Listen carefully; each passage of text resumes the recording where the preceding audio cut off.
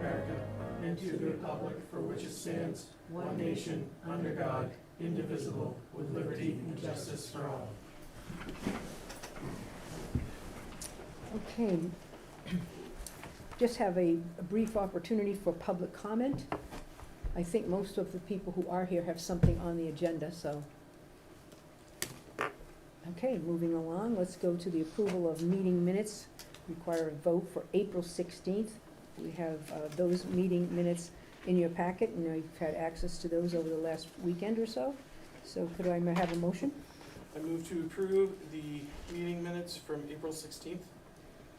Second. We have a motion made and seconded to approve the meeting minutes from April 16th, 2024. Those in favor? Aye. Aye. Okay, it's the vote.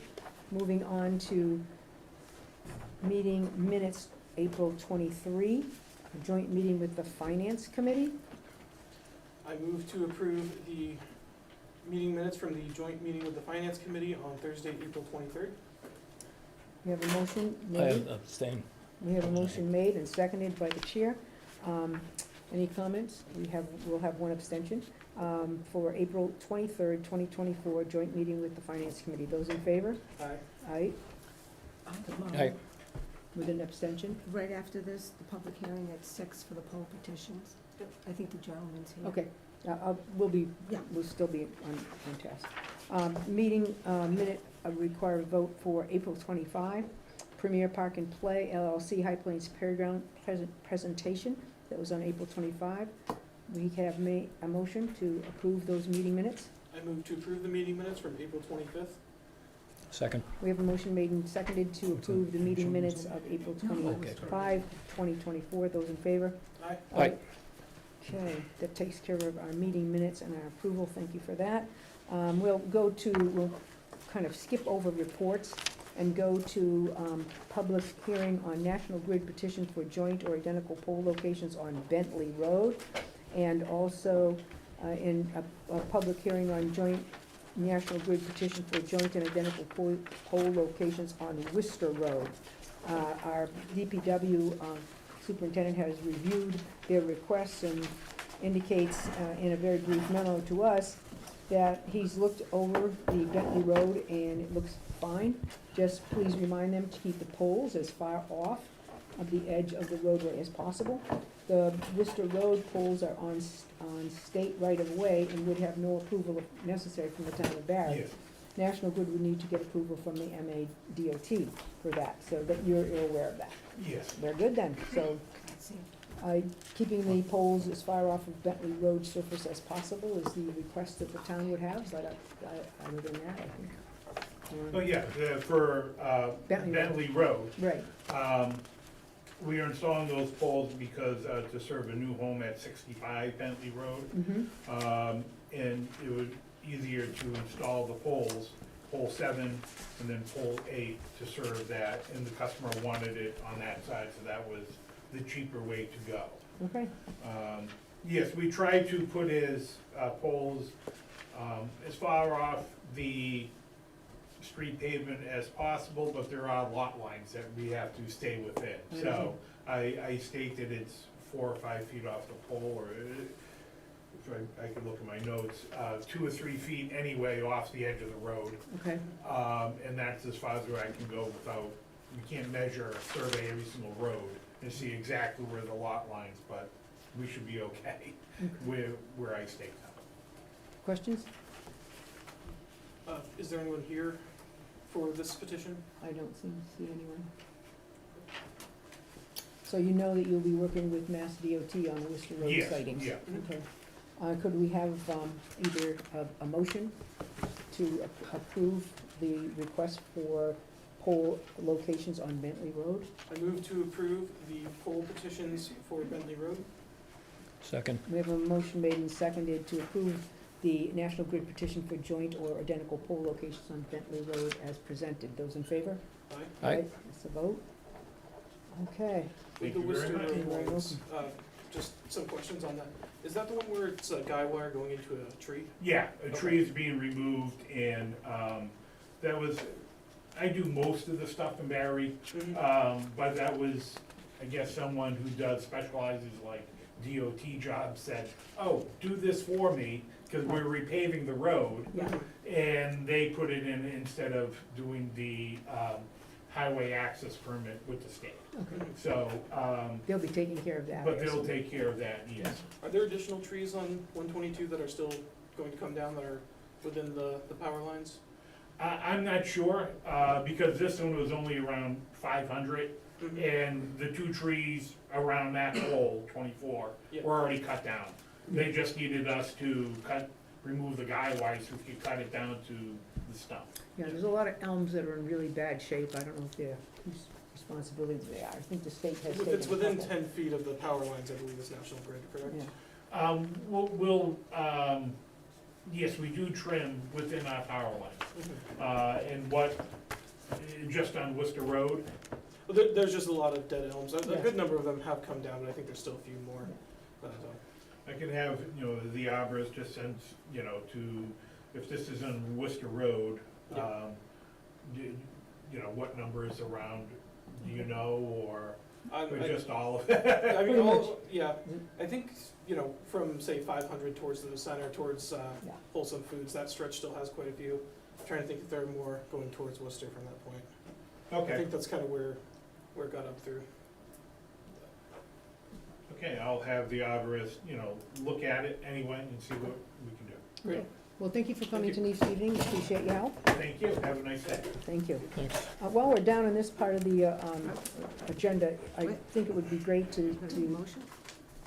didn't we have a motion? We made a motion for the first one. The second one, we don't need a motion because it's state highway. Yeah. State Highway. Oh, So, nice. I'd like to just go to item C, which is immediately following the 2 public hearings that we just held for Veteran Service Officer appointment. I see that we have our current Veterans Agent here with us tonight, and would ask him for any parting words that he would have as he moves away from this position that he's held for 19 years? 19 years. And we do have an individual who we're eager to recommend, and with your recommendation, Tony, which I appreciate very much you taking the time to speak with me about that matter, that Betty Jo O'Brien, who has made application to be the Veteran Service Officer in Barre. She has a terrific background in this area and will be a great asset to our community of veterans. And we're happy to welcome her, not only in her new job as our Senior Center Director, but also to assuming this position. Tony, you have any comments you would like to make, or? I had talked with Betty in the past, and highly recommend her. Okay, thank you. Anybody else? I would like to say, Betty Jo, you come highly recommended in this area. You have certainly participated in many veterans events and have taken responsibility to do more than the typical person ever would. So we are appreciative to have you as part of our team. I think our veterans will be lucky, as they have been with Tony's leadership for 19 years, and you can bring us to new places and service the individuals who have served us. And thank you for being here. Do you have any comments, or? No, I just want to thank Tony for all of his years of service to the community. Everyone said what a wonderful job he did, and he'll be greatly missed, and I appreciate him being there, so not leaving me. I did tell Betty I'm not going anywhere, so stick around and help her out and get situated and make a transition as smooth as possible. Great. And you're still on with us all for the Memorial Day stuff, right? You're still head honcho in that? Yeah. Great, great, okay. Thank you for that. You may have to talk to our Legionnaire after tonight, but that's beside the point. Okay. Anyhow, any further questions before we make a vote? We need a motion to appoint for this appointment, and could I entertain one? I would move to appoint Betty Jo O'Brien as the Veteran Service Officer. I will second that. We have a motion made and seconded to appoint Betty Jo O'Brien to the position of Veteran Service Officer. Those in favor? Aye. Aye. Aye. I say unanimous vote with our thanks. Let me be the first to congratulate you. Thank you very much. And I'm sure you will let us know if there's something you need from us as a board, and certainly Tony can help you transition, and thank you for that, Tony. Okay, thanks. Mission accomplished. Okay. Do we want to go back to reports then? See you, Tony. I'm sorry? No, I was just gonna see you. We could, yeah, we have a gentleman here that, A public comment as well. he's under licenses for the Mile 61 Tavern Inc., correct? Yep. Why don't we just go down there and see if we can take care of that while you're here?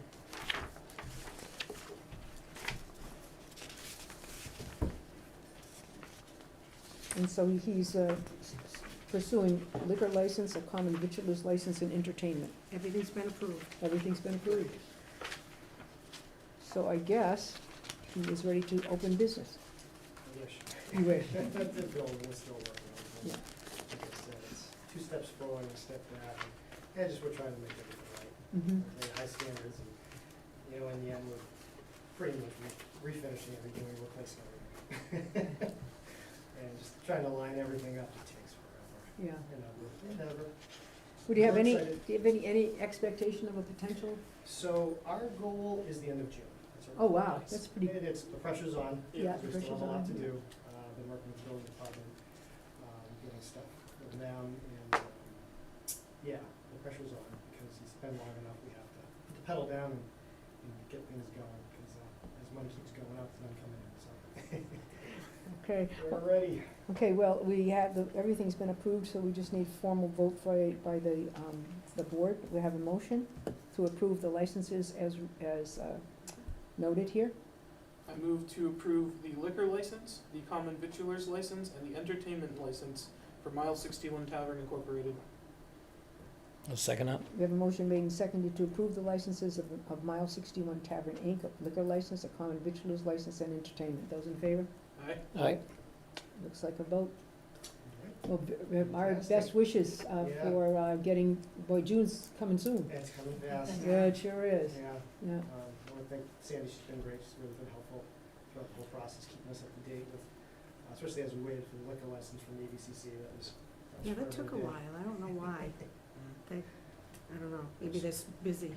Yeah. But she was on it, she really helped us through it, so appreciate it. We have a very quick common victualer's license request by Captain Tees. We probably could do Yeah. that while we're down We here. could, yeah. That's been all set? Yes. Okay, so a motion to approve the common victualer's license for L&T Dining, Inc., which is Captain Tees on the common.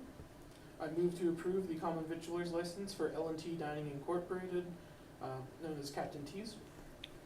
Second. We have a motion made and seconded to approve the common victualer's license for LLT Dining Incorporated, better known to most of our Barre citizens as Captain Tees. Those in favor? Aye. Aye. Okay. I think now we can go to town administrator reports.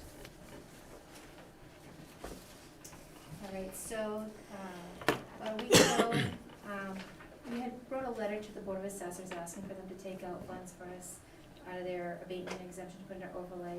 The town accountant and I went to the meeting, it was on April 30th, and, they were very excellent, and the town accountant did a wonderful job too, along with the Board of Assessors, and they have released $212,000 for us, which hopefully this will put us back to a fresh start, you know, starting for FY '25. So I was very grateful over that, and I thank the Board of Assessors, the town accountant, and everyone that has helped me in this process, so that's a good thing. Yes, thank you so much for that information, and thank you for your efforts in this regard. Where did this money come from? So this is funds that are in the assessors, they have an overlay account. What this is used for is for senior write-off accounts, abatements, so there was an excess amount. And there is a mass general law that it can come back to the general fund. It's technically their account. It's the Board of Assessors account, they do not have to release funds if they choose not to. So the Board of Selectmen had wrote a letter for them to release the funds, asking if they would do that, and they gratefully said that they would definitely do that for the town of Barre, and I thought that was very nice with, and like I said, the town accountant also assists in this, and she went over everything that we have to get squared away. You will see a vote on the annual town meeting showing what things have to be paid off that were actually in deficit from previous years. With that being said, we need those to get paid off, and like I said, that'll give us a fresh start going forward. So that's very important for the town area. Well, It's very there nice. was approximately $430,000. Well, so after said abatements and everything has been done, it's like $385,000. And then we had to take off the deficit amounts, which if this did not happen for us, we would continue to be deficit for years to come. So it's very important that this gets done so we can start having a fresh It's start. like good housekeeping. It's like It's good very good housekeeping. housekeeping, Good Steve, idea. very good housekeeping, yep. Getting the financial house in order. That's right, it's very important for our town to go in the right direction, Yeah, for so. sure. Also, I want to pass around, I have gotten quotes for the fire escapes. I reached out to 3 people, and I have one from Eddie's for 2 exchange in the amount of $12,680. I'm gonna pass it around for you to look at too. I have another one for the 40 West Street from Eddie's Ironworks, $18,600, so that's one quote I got. Okay. The next one I received was from Creation Iron Design. They were a little higher for 2 Exchange Street, they were $18,500. And for 40 West Street, they were $25,850. It's quite a bit. It's a big difference, and we'll pass those down. And then my next one I reached out to was John Carter Fire Escapes. And I talked with Mr. Carter, and he basically said to me that it wasn't worth his while to come out here. I get that. I got that a lot. People aren't gonna come out here just to look at fire escapes. So I did still do my due diligence, and I would suggest we go with Eddie's. Again, I just would need an approval and a vote, and for you guys to also, if there are a few difference, you just let me know. I just wanna get the fire escapes completed so we can move forward on that. Those are to repair, shall we say, very old fire escapes that are no longer serviceable according to our building inspector. So in order to bring them up to code, these have to be taken care of. So I thank you, Tammy, for chasing around for those 2 individual companies that are willing to come to Barre for the purposes of fixing old fire And I escapes. believe you already approved for it to come out of our ARPA funds. Yes, Do definitely. you recall how much we approved out of ARPA? If we need to amend that? I would go ahead and I would state the fact of how much, so it's on the record, and approve it the exact amounts. That'd be the Yes. So cleanest way. $12,650 plus $18,600. It was 12,680, wasn't it? Okay, I'm sorry. Was it I don't know, you 12,680? have them. I think it was 12,600. 680 It was 12,680. Oh, 680, and then and 18 cents. 18,600. For a total of 31,280. So I guess we would entertain a motion to authorize, could I just have the name of that company one more time? This one, Eddie's Ironwork. Okay, Eddie's Ironworks, Okay. and for an amount of $31,280 to repair the fire escapes at Henry Woods, and at the town hall to come in compliance with building inspector recommendations. Tammy, on both of these, is the scope work similar or They're exact? they're very similar, and I did, my main thing is obviously I want the certificate of it being in compliance. Yep. And all of them are 5-year compliance certificate. If you look at them all, you'll see all that. Mhm. To me, that's a big thing, so then we don't have, at least we'll know we'll be in compliance. Because the point is now we failed, so. And so we'd be authorizing with this vote the use of $31,280 from ARPA funds to get this repair done. Will this repair be done within the next 6 months? I hope so. So since you approved it, I can call and get my contracts going, and I'll start it as soon as I can. I just have to get his liability insurance, make sure that he's all up to par on that. Thank you. Well, I move to approve in the amount of $31,280 the repair of the fire escapes at Henry Woods Building and Town Hall through Eddie's Ironworks through ARPA funds, use of ARPA funds. We have a motion? Second. We have a motion made and seconded to approve the expenditure of $31,280 to Eddie's Ironworks to repair, as required, the fire escapes on the Henry Woods Building and the fire escapes on the Town Hall. All those in favor? Aye. Okay, thank you very much, Timmy. All right, the next one I have is, Maureen actually had given this to me. It's to paint the town hall. As everyone knows, I've been having a hard time. I did have someone go out there. They were supposed to send me back a quote, never sent me back a quote, I called him, still never sent me back anything. There was another person that told me that he couldn't do it either. This person, John Leacock, I'm still waiting for a quote, but he actually did come out and look at it. So I did touch base with him, he actually called me, I touched base back, he will have a quote for me either tonight or tomorrow, so our next meeting, I should have a quote for us to hopefully look at, and I'll have all the pieces, everyone I've talked to. I understand you'll this know. is a gentleman that has done a considerable amount of work in the town of Barre. Mhm. He does historical buildings and tries to, in painting them, ensure that they are as historically appropriate as possible. He has done a lot of work for the Barre Library, he's done a lot of work for the Congregational Church, and he comes highly recommended, and he's willing to work in Barre. I will say he's been very excellent in communication with me, calls me right back, so far so good. Best I've had so far with painting, so we'll take it. No, we're at least asking him to take a look at the front of the building and the clock tower, to do that year one, and then to consider year two to do, obviously, we're not gonna try to do around, until those fire escapes are done, that back portion, but probably breaking it up into a multi-year project. But the facade is in pretty tough shape right now, so, I think we should keep it as one project, but have a timeline Yeah. of, yeah. you know, I agree. multiple years if needed. All right, my next one is for Laserfiche. I'm not sure if everyone's familiar with Laserfiche. This was something that's been in the progress. The previous town administrator and the town clerk have been working on this. It is digitalizing our records, so it would be the database for records like minute meetings, public disclosures, town meetings, annual town meeting reports, basically any type of record, licenses, permits. It's gonna basically put everything together for us and organize us. With that being said, me and the town clerk, Sandy, Mary Ann Gendron, and a few other people down that Ellen has working for her, will be going to these meetings. They start Wednesday, May 8th, Thursday, May 10th, and Friday, May 11th. So Sandy and I will be going to the ones in the morning, 9 to 12, just so everyone knows that the office isn't open. That's the reason. We'll be going to the training for the session for Laserfiche. And then after this, we have 2 more trainings on June 19th and 20th, and then it's complete. So Okay, so the trainings, what is the cost of the trainings, or what is the this cost? is something that's already been in the process, so I Perfect. believe we already had, there's no Additional monies that we? additional okay. funds for this. It's Okay. just basically one project that's gonna get cleaned up. So that's a good thing, we'll take it. Okay.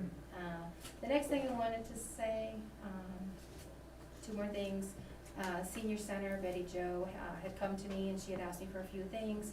I was gonna have a presentation for power washing, but actually Mark Reginas says, Selectboard has said that he was gonna do the, power washing. So thank you for that, Mark. Thank you, Mark. And also, she had asked to have her, area swept, cleaned by the senior center, cause it was hazardous to the residents. I did reach out to the DPW. Unfortunately, they were not able to do it. I wanna just thank Mark Reginas, and I believe it was Tony Morbilio and Bobby Benoit that helped with all that. Am I right with the names? Yes, you're right. So I just wanna say a big thank you to all that volunteered to help us out, You're welcome. because it's a big deal, making sure that our residents and our seniors are safe. So I was very happy to hear that we all worked together on that, and I appreciate that. Great. And I have only one more thing, then we can move on. I went to a park grant today, and I just wanted to inform where that process is. So, park grant, we can go ahead and apply, but it would not be able to technically go for High Plains right now. That grant we would have to do the construction the following year, so it's like the engineering part right now, and then the second year would be the construction of it. So with that being said, what we could do for High Plains is we could go ahead and maybe do the fencing, as John had mentioned, or maybe put the trees or benches in. And I was thinking maybe even go forward maybe with Rice Park going forward, if that was another one. We can put 2 applications in, so I think that's a good thing, but that's what I found out today. Yeah, so, I'll say as like part of my report, we did meet with CMRPC last week, I believe, to go over some of the options for the Parks grant. So it does seem it would be better to continue with ARPA funds for High Plains, and then use the park grant to potentially do Rice Park, or to do other upgrades at High Plains or other areas around town, whether, that's adding benches outside of the playground. I think we might wanna still include the fence as part of the first round of the project, but, as far as improving fields, if we're using, the soccer fields there, potentially adding bleachers or other things to make it more user-friendly, things like that could come from a park grant. Potentially, looking at other connectivity to that as well. So, one of the major things that the state's been focused on is the Central Mass Rail Trail, which would go very near to High Plains Park. So if we could find some way to have connectivity to that, that's something that, a parks grant would be very appealing to the state, in that regard, so. Timmy, anything else? I think that's it. John? I think that was, probably the biggest thing was the parks grant work. I think there was another grant that we had discussed with them. There was, The- master plan going forward? Yeah, so we are looking for more funding to continue the master plan, ideally this fall, get that started back up, to work on phase 2. Phase 1 is finished, or I should say it's with the state for review.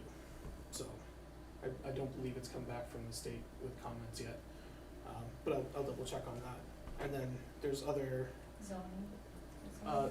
yeah, zoning I think was part of phase 2. But there's also potential grants for cooling and heating in some of our buildings, and environmental aspects of those that we also talked about with CMRPC. So Mark? I think we'll be All set? eligible for Yep, those all next set. year. Yeah. So, I just have a couple little items, just to let you know that we have been, as the board authorized me to sort of begin to look at other communities immediately adjacent to us and talk about intergovernmental services agreements that would allow us potentially to share facilities, to share equipment, to share people, to become a more regionalized community, shall we say, broader community, where maybe with Peter Salmon, maybe with Oakham, or maybe with Hardwick. We do some things already with other towns, as you know. We do work with Hardwick as part of our senior center, and we do some ambulance services out in Hardwick as well. I did have a meeting with Chief Saborn to discuss possible outreach to various communities relative to public safety. So I think there's lots of opportunities out there, and a lot of small communities like our own are struggling to provide the service delivery pattern that we know people want and so forth, but it's really hard to afford on our own. So hopeful that we will be able to, for the next several months, we'll do that work. Obviously, it's probably nothing that's going to happen by this town meeting, but something we hope that will be happening during the course of the next several months, and we'll be able to talk and get plans in order so that by the next town meeting, we'll be hopefully working in a different way. We do that with our animal control officer, we do that with our Board of Health, we do that with our building inspector currently. So it's not totally new ground, we're just talking about doing it a little more, so we say, aggressive work on that. I did represent the Board of Selectmen on Friday at 1:30 at Ruggles Lane in their spelling bee, just to let you know. That was wonderful to see. We did have some great fifth graders, because sixth grade now is actually up at the middle high school. At any rate, some great spellers and kids very interested and well behaved. I mean, because they had all of the little kids there who at least feigned real interest in the whole project. So it was really great to do that.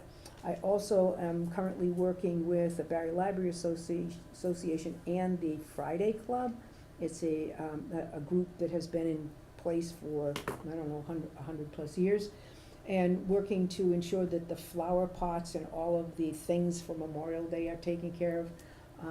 So at any rate, we are replacing all of the old pots because they really are in bad shape, but trying to get all of those and change all of the dirt inside them and everything.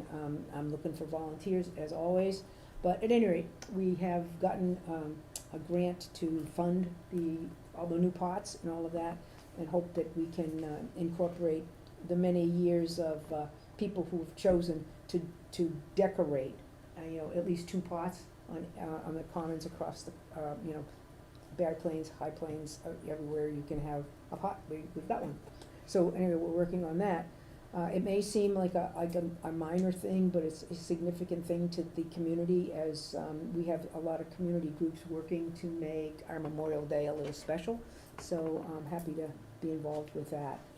I believe there is a little event on May 24th at 1 o'clock. I think it's gonna be at the middle school, where there's a thing that the fire department will be presenting a program and some awards and so forth with the middle school students, which would be 6th, 7th, and 8th grade, and so forth. So we continue to do the community outreach. We've had several meetings on the playground, and I think we've had at least 3 presentations by different companies. We found some things we like, some things we don't like, and we think we can pick a vendor and ultimately kind of do a little piece of that and a piece of that and so forth. Try to get the best possible playground for our children, but also at the most, appropriate price. So I thank all of you for the participation with that. I know it's been a lot of extra meetings and all of that, but I think it'll be worth it in the end. Best case scenario, we would hope maybe by the 21st of September, which would be the 250th, we may actually have the playground in and, kids playing on it. It takes a lot longer to get the equipment than we, I think, realized, but we're hopeful to make a decision within the next couple of weeks, and being able to, purchase the things that we need. That's all I have, and I bet you're happy to hear that. And moving on, correspondence, anything of special? I know that we've had some correspondence from the marijuana people who are working with marijuana manufacturing, or actually planting and actually, growing marijuana in our That's an old community. business. I'm sorry? That's an old business. That's an Tell me old what's on the business? agenda. Okay, so we'll get to that in a bit then, okay? Veterans appointment. Okay, do we wanna do, okay, well, that's an old business, we got that. Let's do the potential warrant article for the annual town meeting. I think we've done everything up to that, and I know that that's something that, John, I'm gonna give you all of the credit, or all of the blame, whoever you'd like to do that. I think we're going over just anything that might be on there at this point, right? So I think there's a few things that I know I've been talking with Tammy about bringing Yeah. up. So the first one, which isn't in this draft, so we'll have to make sure that gets into here. There's a draft that the legal has put together of some of the Yeah. things that have been put in here.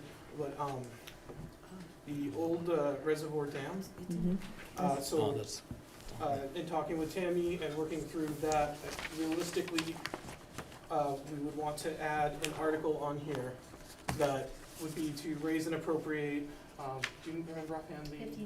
$15,000. And so we would put that to the town to see if they would like to raise and appropriate those funds. If those funds would then be used to determine and assess if we would be able to have access to that dam donated to the town, and would cover the legal costs of accepting a donation for that land. That search could also come back to find that the only way we get it would be through purchasing or taking land, and that would be a much higher cost that would then have to be approved at town meeting. So this is essentially would be the first step in the town taking possession of the old reservoir dam, which is necessary if we want to save the dam and not, have a much more substantial breach than the community who showed up for those meetings was comfortable with. Yeah.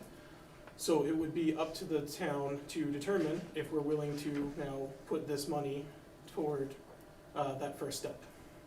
So that's an article that I think we need to have on this meeting, this town meeting, in order to, move that process forward, because the state is going to need our overall decision if we're doing partial breach, or if we're gonna let them do a full breach because we don't have access to it to maintain it. So that's, I know there's a lot of people who have a lot of interest in that, so I think we're, we don't have a draft of that article yet, but I think that's one that we need to have on there. The second one, from my list of things I want to keep on there, I brought this up at a DPW meeting several months ago, but essentially the creation of a road commission that would take responsibilities for the road aspects away from the select board and have a separate commission for that. So the same way we have DPW and sewer, there would be a road commission that would replace You the need select. water and sewer. Yes, yeah. So water, sewer, and road would be those three commissions, instead of the select board being the road commission.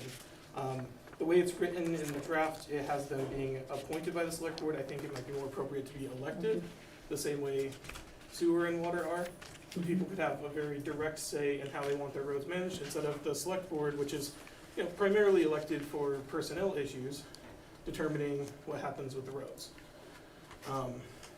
The other part of that would then be to modify the public works, the DPW commission, so that personnel would then fall under the select board. There's a few reasons for that. One is, the primary one is that allows us to establish the roadway commission, but also it can better help with efficiency and financial concerns. So, you know, as far as establishing a purchase order system that we want to implement across the town, it, you know, ensures that that can be implemented for all departments, including DPW, where departments are, you know, getting permission to make purchases, not telling us what purchases were made after the fact. It also allows us to have better efficiency on the administrative front, where there are a lot of towns that will have administrative staff shared between fire or DPW or police. We don't really have that flexibility right now, taking down some of these silos and really focusing on the town as a whole. What is most efficient for the town as a whole, because that's what's going to be best for the taxpayers, as we can create more efficiency. It also would, as we've been talking about regionalization, it will also help with regionalization to have that flexibility through the select board for that aspect.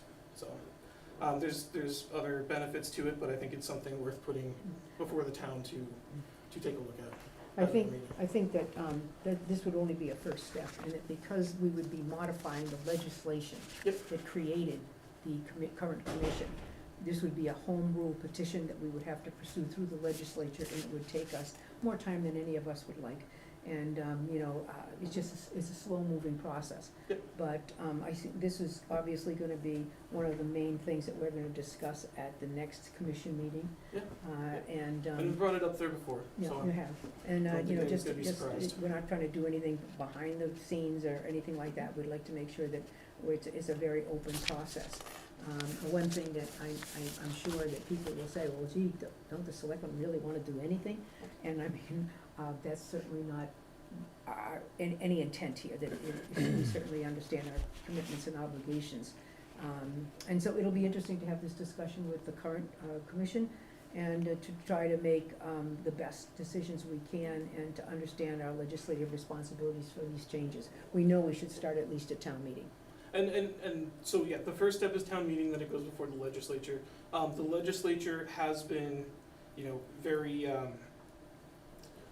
agreeable in abolishing DPW commissions, so us asking them to amend it, you know, they might prefer us to go a different direction with it, so, but this would be a good first step. But they've definitely, the legislature has leaned more towards getting rid of them, because there are, you know, some inefficiencies that are created in towns by having those, you know, very set silos. It can, the other thing, you know, as far as the select board passing over control of the road issues to a road commission, you know, I think in the same way that it doesn't make sense that the select board would, you know, take the place of the school board, you know, our roads are more dangerous than our schools. You're more likely to die on one of our roads than in one of our schools, and it makes sense to have That's a people. good thing. And it makes sense to have people that are elected by members of the town who understand roads making those decisions, the same way we're not making the decisions for what's being taught in the schools. That we have a specific board set for that, the school board. So, I think it's, you know, So an important move for, Yeah, almost everything else we've got currently on this is a very typical town meeting warrant. there's a few other unique ones on here, that I would, just when I was looking through anything. Tammy, you wanted to address a couple, I don't know, Mark, if you had any you wanted to address on here? Yeah, I gave each one of you, it's for the, article number 15, the local option meals tax. So I gave each one of you a little description as to what it is. So basically, if you look, towns that have incorporated this, if you read this, It's 0.75% on your gross receipt, so just take $10, for example. If you have $10, you have we pay 6.25% for state tax, right, or sales tax, whatever. Would be like 63 cents. If you add this 0.75%, it's like 70 cents. So it's like 7 cents, roughly, is an estimate on what your receipt would be. Out of 352 cities and towns out there, 252 have adopted the meals tax count, which I highlighted for you. Tell me, so I go to J&J. Yep. Or I go to Common, or I go to Mr. T's, and I spend $25 on a meal. What- Calculation for you. Okay, what would I pay in a meals tax? I mean, it would just be Let me tell collected you. by J&J or Mr., Captain T's, and they would have to send this amount of money to the town, correct? $25. We have to go ahead, there's more reporting that we'd have to do, but, so $25? Yeah. If it's easier to pick another number, that's fine. I did $10, cause Oh. that gives you like 7 cents, but we'll do Okay. 25. I'm just gonna let me add it up.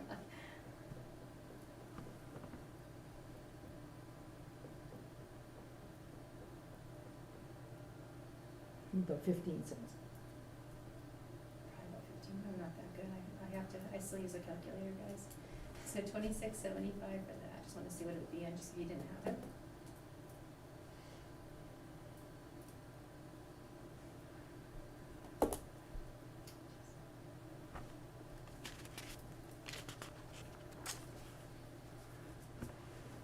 So $26.56, $26.75, is that like 20-cent difference, 15 cents? Yeah. Here, look at you go, Marie. All right, good going on? Good math, Okay, 15 cents 15 roughly. cents, okay, so I would, there would be 15 cents added to my bill, and that 15 cents would ultimately get to the town of Barre. So it ultimately, yes, it adds up over time. Yeah. So where I came from before, for example, one whole year, we don't have anything in our town, right? It came to like 25,000. You have a ton of things in this town. It's not a lot, it's not gonna like,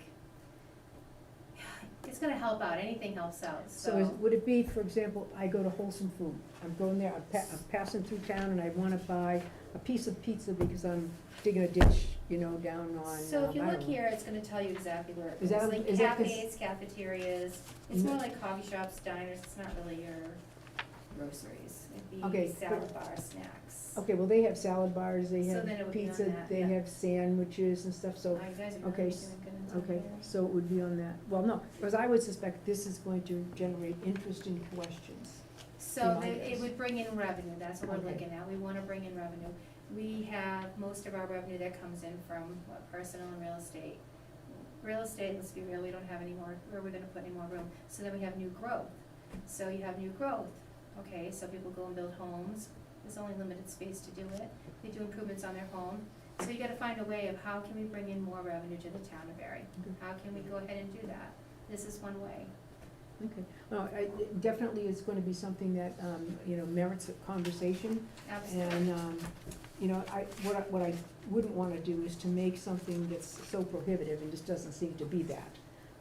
That if 15 cents I'm paying to go to, I don't want us to have people say, I'm not gonna go out to eat in Barre because I'm gonna have to pay No, but this. if they go to like Athol, I think Athol's on your list, where is it? And how about Holden and those places?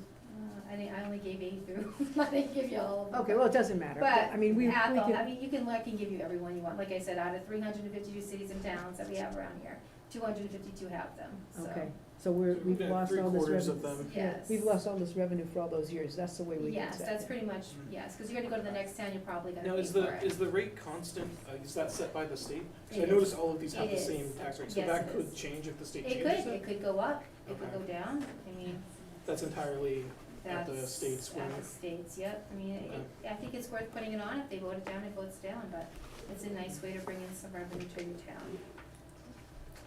Okay, Sam, did you have a question? And I'm not an owner of a facility, but it would be nice to know,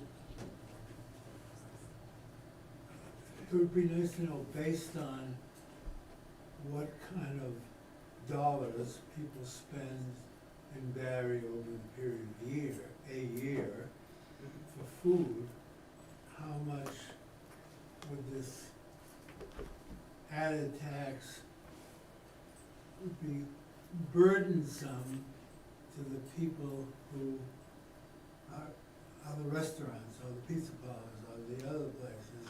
And it's, I guess you have to weigh the burdensomeness to the providers versus the amount of money that you might be receiving.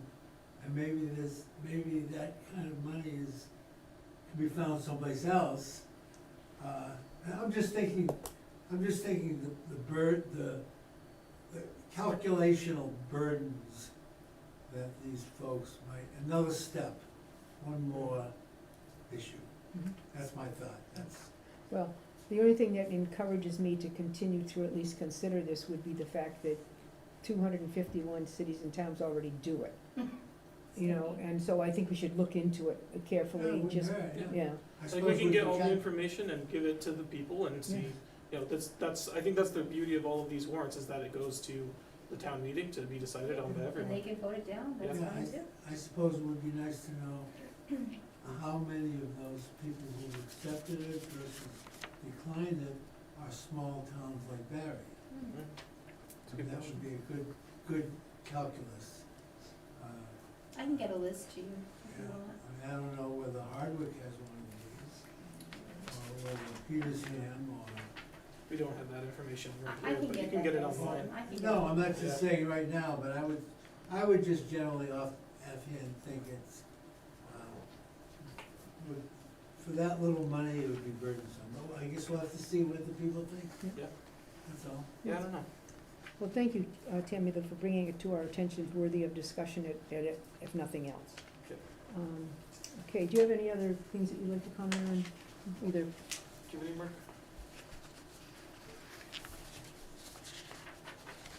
I think all the others are pretty standard Yeah. budget, big access revolving funds, chapter 90. Police cruiser, I think that's one we do pretty much every year, although last year I think we took it out of ARPA instead. Well, the troop cruiser has been in past years, not Yeah. last year, Other than last year, it's a typical annual. it has been part of the operational budget. And technically, because it is capital, it should probably be a separate article. So we're going back to the fact that it should be a separate article. At any rate, I think it's about $79,000 or whatever, maybe even more by the time we get there into June, but whatever. And I think that if we'll have a significant, we should have a very accurate inventory of what vehicles we have, what are the years of operation currently, so that when the public asks, how many cruisers do you have currently, what's the oldest one, what will you be replacing, how many miles do you put on? Those kinds of questions I know are in people's minds sometimes, and we need to make sure we have that information. I spoke with Jim on that, and he's got a pretty good handle on Yeah. everything. I Yeah. went over all the cruises and the Yeah. time Yeah. and everything, so he's, Yep, then, let's see, there's also the stabilization fund that was talked about earlier, that transfer. Yep. So that'll be on here, I think that's, and then I think it's just a matter of reminding everyone that for petition items, the date to have those in would be, I was thinking summer change, possibly changing, we haven't got to that yet, but by 2 weeks, so I was thinking Tuesday, May 28th, if that's okay with the select board. so we'll bring that up, because that's later on the agenda. That's just a little while. Yeah. So we'll have a date for when article warrants need to be in by for any that are being Right. petitioned by with the signatures. Just, we wanna make sure the public's aware of when those need to be in by, if anyone's putting together any, wanna make sure we get them in, so. Okay, sounds good. Yeah. Okay, I think we're pretty much wrapped up with that warrant discussion, at least potential warrant at this point in time. Conservation restriction protected land update, and I believe we have someone here to talk about that. I'm Sarah Wells, I'm the conservation director at Mount Grace. We're headquartered over in Athol. And I think I last met with the board about a project close to 3 years ago when we were doing the scenic Hubbardston Road, yeah. restriction on the Hubbardston Road, right? So I'm here tonight because I wanted to give you an update about an initiative that we've been working on with. Oh, we're all the very Conservation aware. Commission. You are all aware, okay. Well, you have to understand, not only are we aware, but the town is saying, you people are not gonna vote to put more of our land okay, into a trust in perpetuity, there are no taxes coming to the town, are you? And I just smile and say, well, we'll see what will happen. The concern, obviously, that they voice, and I understand it. We are already a community that has 27% of its land area owned by the Commonwealth of Massachusetts, okay? Protecting the Ware River watershed, protecting the Quabbin watershed and the aqueducts, et cetera. So when you say to people, yeah, but we should really be concerned and make sure we have open land, they go, how much more open land, Maureen, do you want in the community? Do you want 50% of it open land? And I say, well, I didn't make the 27%. Should we be concerned about open space? Yes. But their concern is, okay, so that comes off the tax rolls and my taxes go up. How do I respond to that? Tell me why this is a great idea for the town of Barre. In this case, the idea is to keep all of the land in private ownership, Mm-hmm. and we don't anticipate any change to what's paid to the town of Barre taxes.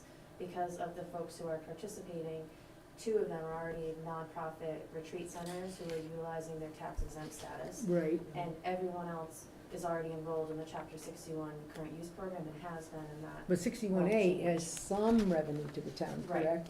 And they've been in that program for years. and Okay, the well, idea is they so- would stay so- there, oh, they they'll wouldn't be just in- stay there? They'll just stay there. and Okay, just so keep they, paying what so they've they won't been be paying. totally tax exempt, okay, that's good to know. So the idea is there's no change there, and then similarly, people often say, well, does this mean that the land will be closed off to the public and now no one can go out there? Well, And in this case. I don't worry about that, I think these are the individuals who say, yes, you can go on their land, I guess. Right, and the idea would be basically retaining what the status quo is now. So places that have public access, all of that stays in place, except the difference now is that that's permanent.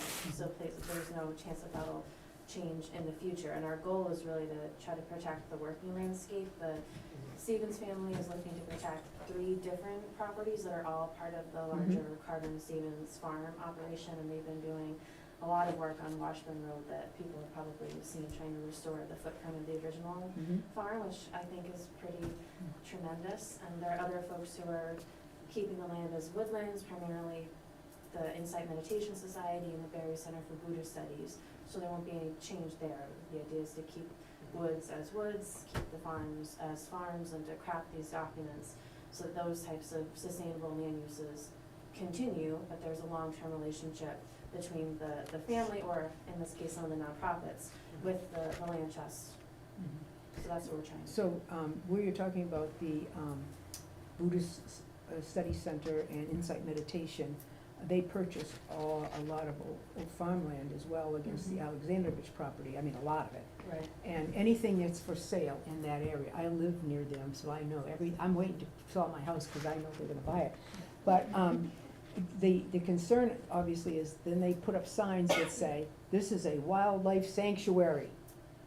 Okay, and so the people who have hunted there or whatever are all saying, that's not what you told us, you said that they were just gonna have, and they say, now, I'm just talking like the selectman who goes to wherever I go and they go, ooh.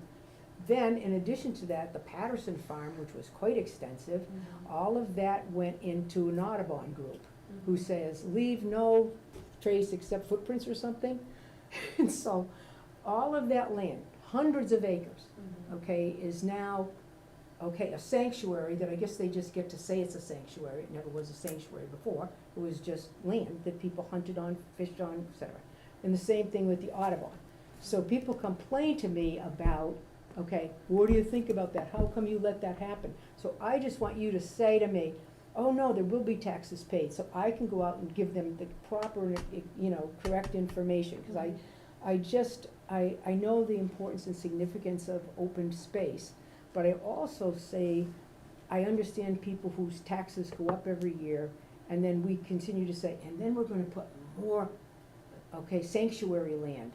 And so now they can hunt on the town of Barry's land, which is this little slit, but now Buddhist Study Center says you can't hunt there, you can't do this. I'm not a hunter, I don't care about it, but my concern just is, how do we help people to understand the reason and why it is good for our community to continue to create more open space? that's hard for me, because I say, okay, well, will 30% be enough? They say, will 30% be enough before you selectmen are gonna do something about this? I said, I don't even know what the selectmen can do about it anyway. People have the right to consider different, ways in which to utilize their land or protect their land. But I just know, I feel like, okay, I'm one of the kids from the spelling, who can't spell employ, I think it starts with an I. And we get to say, sorry, you have to sit down. But so I really would love it if you guys could help me understand why this is important to the town of Barre, to the point where we'll limit access and we're gonna limit tax revenue. Well, here I think we're continuing what's happening now with how taxes are being paid. Mhm. And if anything, there's an expansion of public access, because the Stevens family, for example, across their 3 properties, they want it locked in permanently Mhm, that totally. hunting Yeah, right, is allowed on those properties. okay. And the places where the access will be limited are the 2 retreat centers, Yeah. because they're doing mission-based I programming, understand. and they're concerned about making sure that the people who come to have this retreat experience, that is I got it. protected, which I understand people can have feelings about. Yep. But the Insight Meditation folks, they're not putting all of their land into this project. They're doing one big piece that has drinking water supply with the state, and they're doing a part on the eastern side of Pleasant Street that is with Mass Audubon, but that doesn't mean that it becomes a sanctuary. It'll have the same type of conservation restriction that lays out the types of activities that can happen there. Mhm. And I know for the folks I'm working with, like Margot Petricone, who Yeah. has West Wind Farm and her horses right next to Stone Cow, this is really important to her as a long-term resident taxpayer of Barre, to be able to make this choice and rest assured that the land that she's put so much energy into taking care of and her family has for generations Mhm.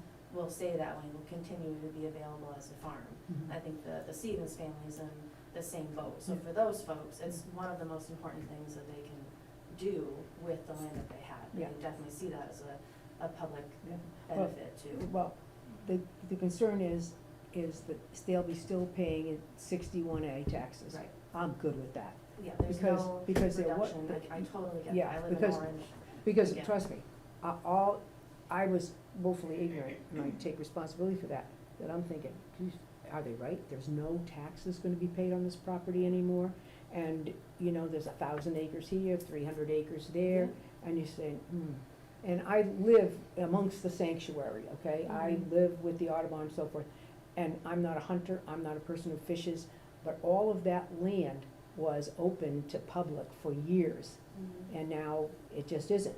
And so, I'm okay with that, but I know for some people that's, they're irritated about that. Sure. And their irritation is just visited upon the person that they think might be able to stop this, or at least explain. And your explanation is very helpful to me, and I'm appreciative of it. Well, I appreciate your candor, because I had not heard that there was that level of sentiment in town where people were.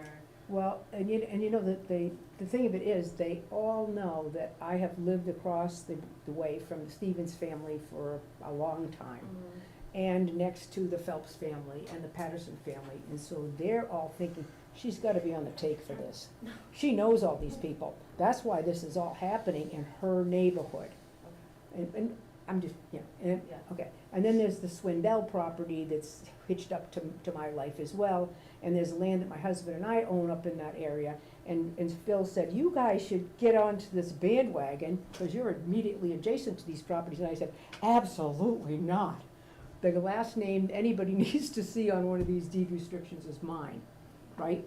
So I'm just being very candid to you, because that's what people whine and complain about. And it's great because my dogs don't have to wear, little orange suits anymore, because had a lot of deer hunters in the area, but I know that people are irritated about some of that. So to understand that there is a tax thing that people will still be responsible for, that's typical to what's been happening in the past, great news for me. Thank you. Good. And I'm biased, obviously, but I do see alignment with this project and with the town's open space and recreation plan, and with the more recent municipal vulnerability preparedness plan. Yeah. But I take everything you're saying, Well, I I just don't, get it. I just want people to be able to hear when they watch the meeting, they say, oh, Maureen did ask brought it about up. this. Yeah. She brought it up. Valid They had questions. some conversation about it. And I think that's really helpful. We do know, and we struggle with the idea of the pilot land that is taken by the state. Oh, But, okay. yeah, we advocate for it, it's. Yeah, and you and I both know disproportionate the, negative that what we get effects, reimbursed under the pilot program Mhm. is detrimental to our community to a great extent. And if our acreage was in Wellesley, Mhm. we would be getting gobs of money, Mhm. because they consider an acre that Wellesley has given to the aqueduct, okay, a whole lot more important and worth more than anything Barre has done, or Hardwick has done, and Peterson has done, because obviously these are the towns that are, protecting the watershed. Right. So, anyway, thank you for listening to my whining and complaining, I I appreciate it appreciate very much. I appreciate you bringing that up, and I'm just- sure you I do. Well, it's, if you don't bring it up, then we can get Yeah. blindsided somewhere Yeah. else, so and it's, And it's friendly here. well, yeah, and I mean, not first for us to stay around, we have to be relevant to the communities we Yeah. work in, and we have to, Right. we're grappling with these same things too, so I do understand that. Good. But Thank I you. am very excited about this project, and I hope that you will support it, and were you gonna say something? Oh, no, there was just a question. Oh. Well, not a question, it's an Or a statement. observation. Is I think people might be questioning you or the other selectmen, considering the most recent tax increases. And they ask themselves, we wanna give away more land than have our taxes go up. And that's one of the concerns. Had the taxes not increased so significantly this past year or two, then maybe there wouldn't be a discussion. But there will be discussion because of that matter. Well, I think it's important to have the discussion, and I appreciate you being here and, giving us some good, solid information that we, when asked or, we're queried about it, we can give an answer that's absolutely correct. Okay, good, and I hope to, I was trying to be smarter this time around and come give you an overview before I came and asked you to vote on something. Okay. So the conservation restrictions themselves are in the process of getting Yes. approved by the state. We're hoping that comes through any day now, and it would be great if it was possible for me to have a tentative placeholder in your next couple of agendas, so that when they're Sure. ready, I can ask you to sign them, and that's a requirement for any conservation restriction that any land trust does anywhere in the state that the select board sign off on it, which I think is good, because these decisions, like we're talking about, they affect the town. Yeah, I think as long as you could let Tammy or Sandy know by, say, the Wednesday before a meeting, I think they could easily Yeah. get it in there. Yeah, I appreciate Is that. this something- Thursday, the agenda usually goes up, right? Yeah. Is this something that has to be approved at town meeting, or this is something that has to be approved by the select board? And the Conservation Commission is very involved as well. Right, and they're fully supportive of that, and Mary Ann's been involved. Yeah. And I do have an updated map from the one that I sent last week, because one Okay. of the families had been kind of grappling with this decision for a while, and then realized on Friday that with their family situation, it's not going to work, so it's changed a little little bit, bit. so maybe that'll help with some of, it's no longer near 1,000 acres, which I'm sad about, but maybe people will be happy to hear that it Oh, I don't dropped know down what it to- is now. It's just over 800 acres. Oh, okay. So I have maps for all of you Oh, if great. you want them, and I have a little. No, I think some of the information that you've shared. And I have a little overview about that talks about the Okay. tax piece and Oh, calls that out, excellent. some of the timeline pieces there. So this is the new one, Yes. okay.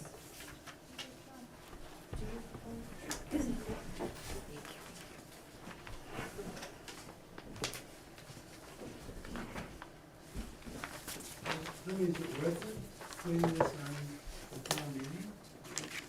No, it's not something that has to be handled at town meeting, and obviously, people have the opportunity to come to a selectmen's meeting if they want to hear more about it, but it's not something that, has to be at the town meeting. That's right, it's the select board is the only requirement, and I forgot to mention this, but speaking of timing, our contract ends at the end of June, it's from the same state agency that does the park grant that was referenced earlier, this is a landscape partnership grant. So ideally, if the approvals come through from the state for the documents, And I am able to come back to you, ideally by your meeting in the beginning of June, things can be signed, because we need a little bit of time for back and forth with Boston, because the Secretary of Environmental Affairs has to sign, and we have no control over her schedule. Yeah, and one thing though, that people also, that if I were to pay and put my acreage in this, I would be compensated, correct? Right, because it's a real estate transaction. Yeah, because it's a real estate transaction, so technically, while there's a 61A tax that's paid, I'm also paid for my land, because technically, after my death, it's in perpetuity, it goes where? So the conservation restriction gets tied to the deed. So it Okay, gets recorded at the registry, and that means that whoever, buys my owns the property, property, can yeah. only do what I do with my property currently. so they live by the same document. So we Gotcha. try to write it so that it's flexible enough that it can survive that, because our whole goal is to keep people and land connected, not to disconnect people. And the Stevens family, they're leaving out an area on the Washburn Road where the hope is that one of the Stevens kids in the next generation will eventually wanna build a home there. Yeah. And that would be tied to the rest of the conservation. Right, conservation thing. Yep. Yeah. So, because I didn't realize that people were compensated for, I mean, when the, I guess when the Audubon thing, and the Patterson Farm people obviously were compensated for that, Right, you know, and the people who are gonna still live there are compensated. right, and it can be a really big deal for farm viability and for just Sure. continued land ownership to offset some of those costs. Okay. But mostly I just want to say thank you. I wish this wasn't coming to a head right during the time you were cruising into town meeting season. I know this is really, Busy time really for us. busy time for all of you. But no, that's great. Anyone else have any more questions or whining and complaining? I've got to do all that, okay. I got plenty of whining to say about this, though. Okay, well, that's good. Okay, well, thank you. It's nice to. Thank you so much, nice to see you. you. Okay. Moving on, request to use town property, the Town Hall, Barre Historical Society, Local History Preservation, Friday, November 1st. You guys here for that? Okay, come right up. Oh, good, and then there's a one-day special liquor license thing that you're here for, good, good. Get this all done right in a row. Thank you. Yes. Oh, yeah.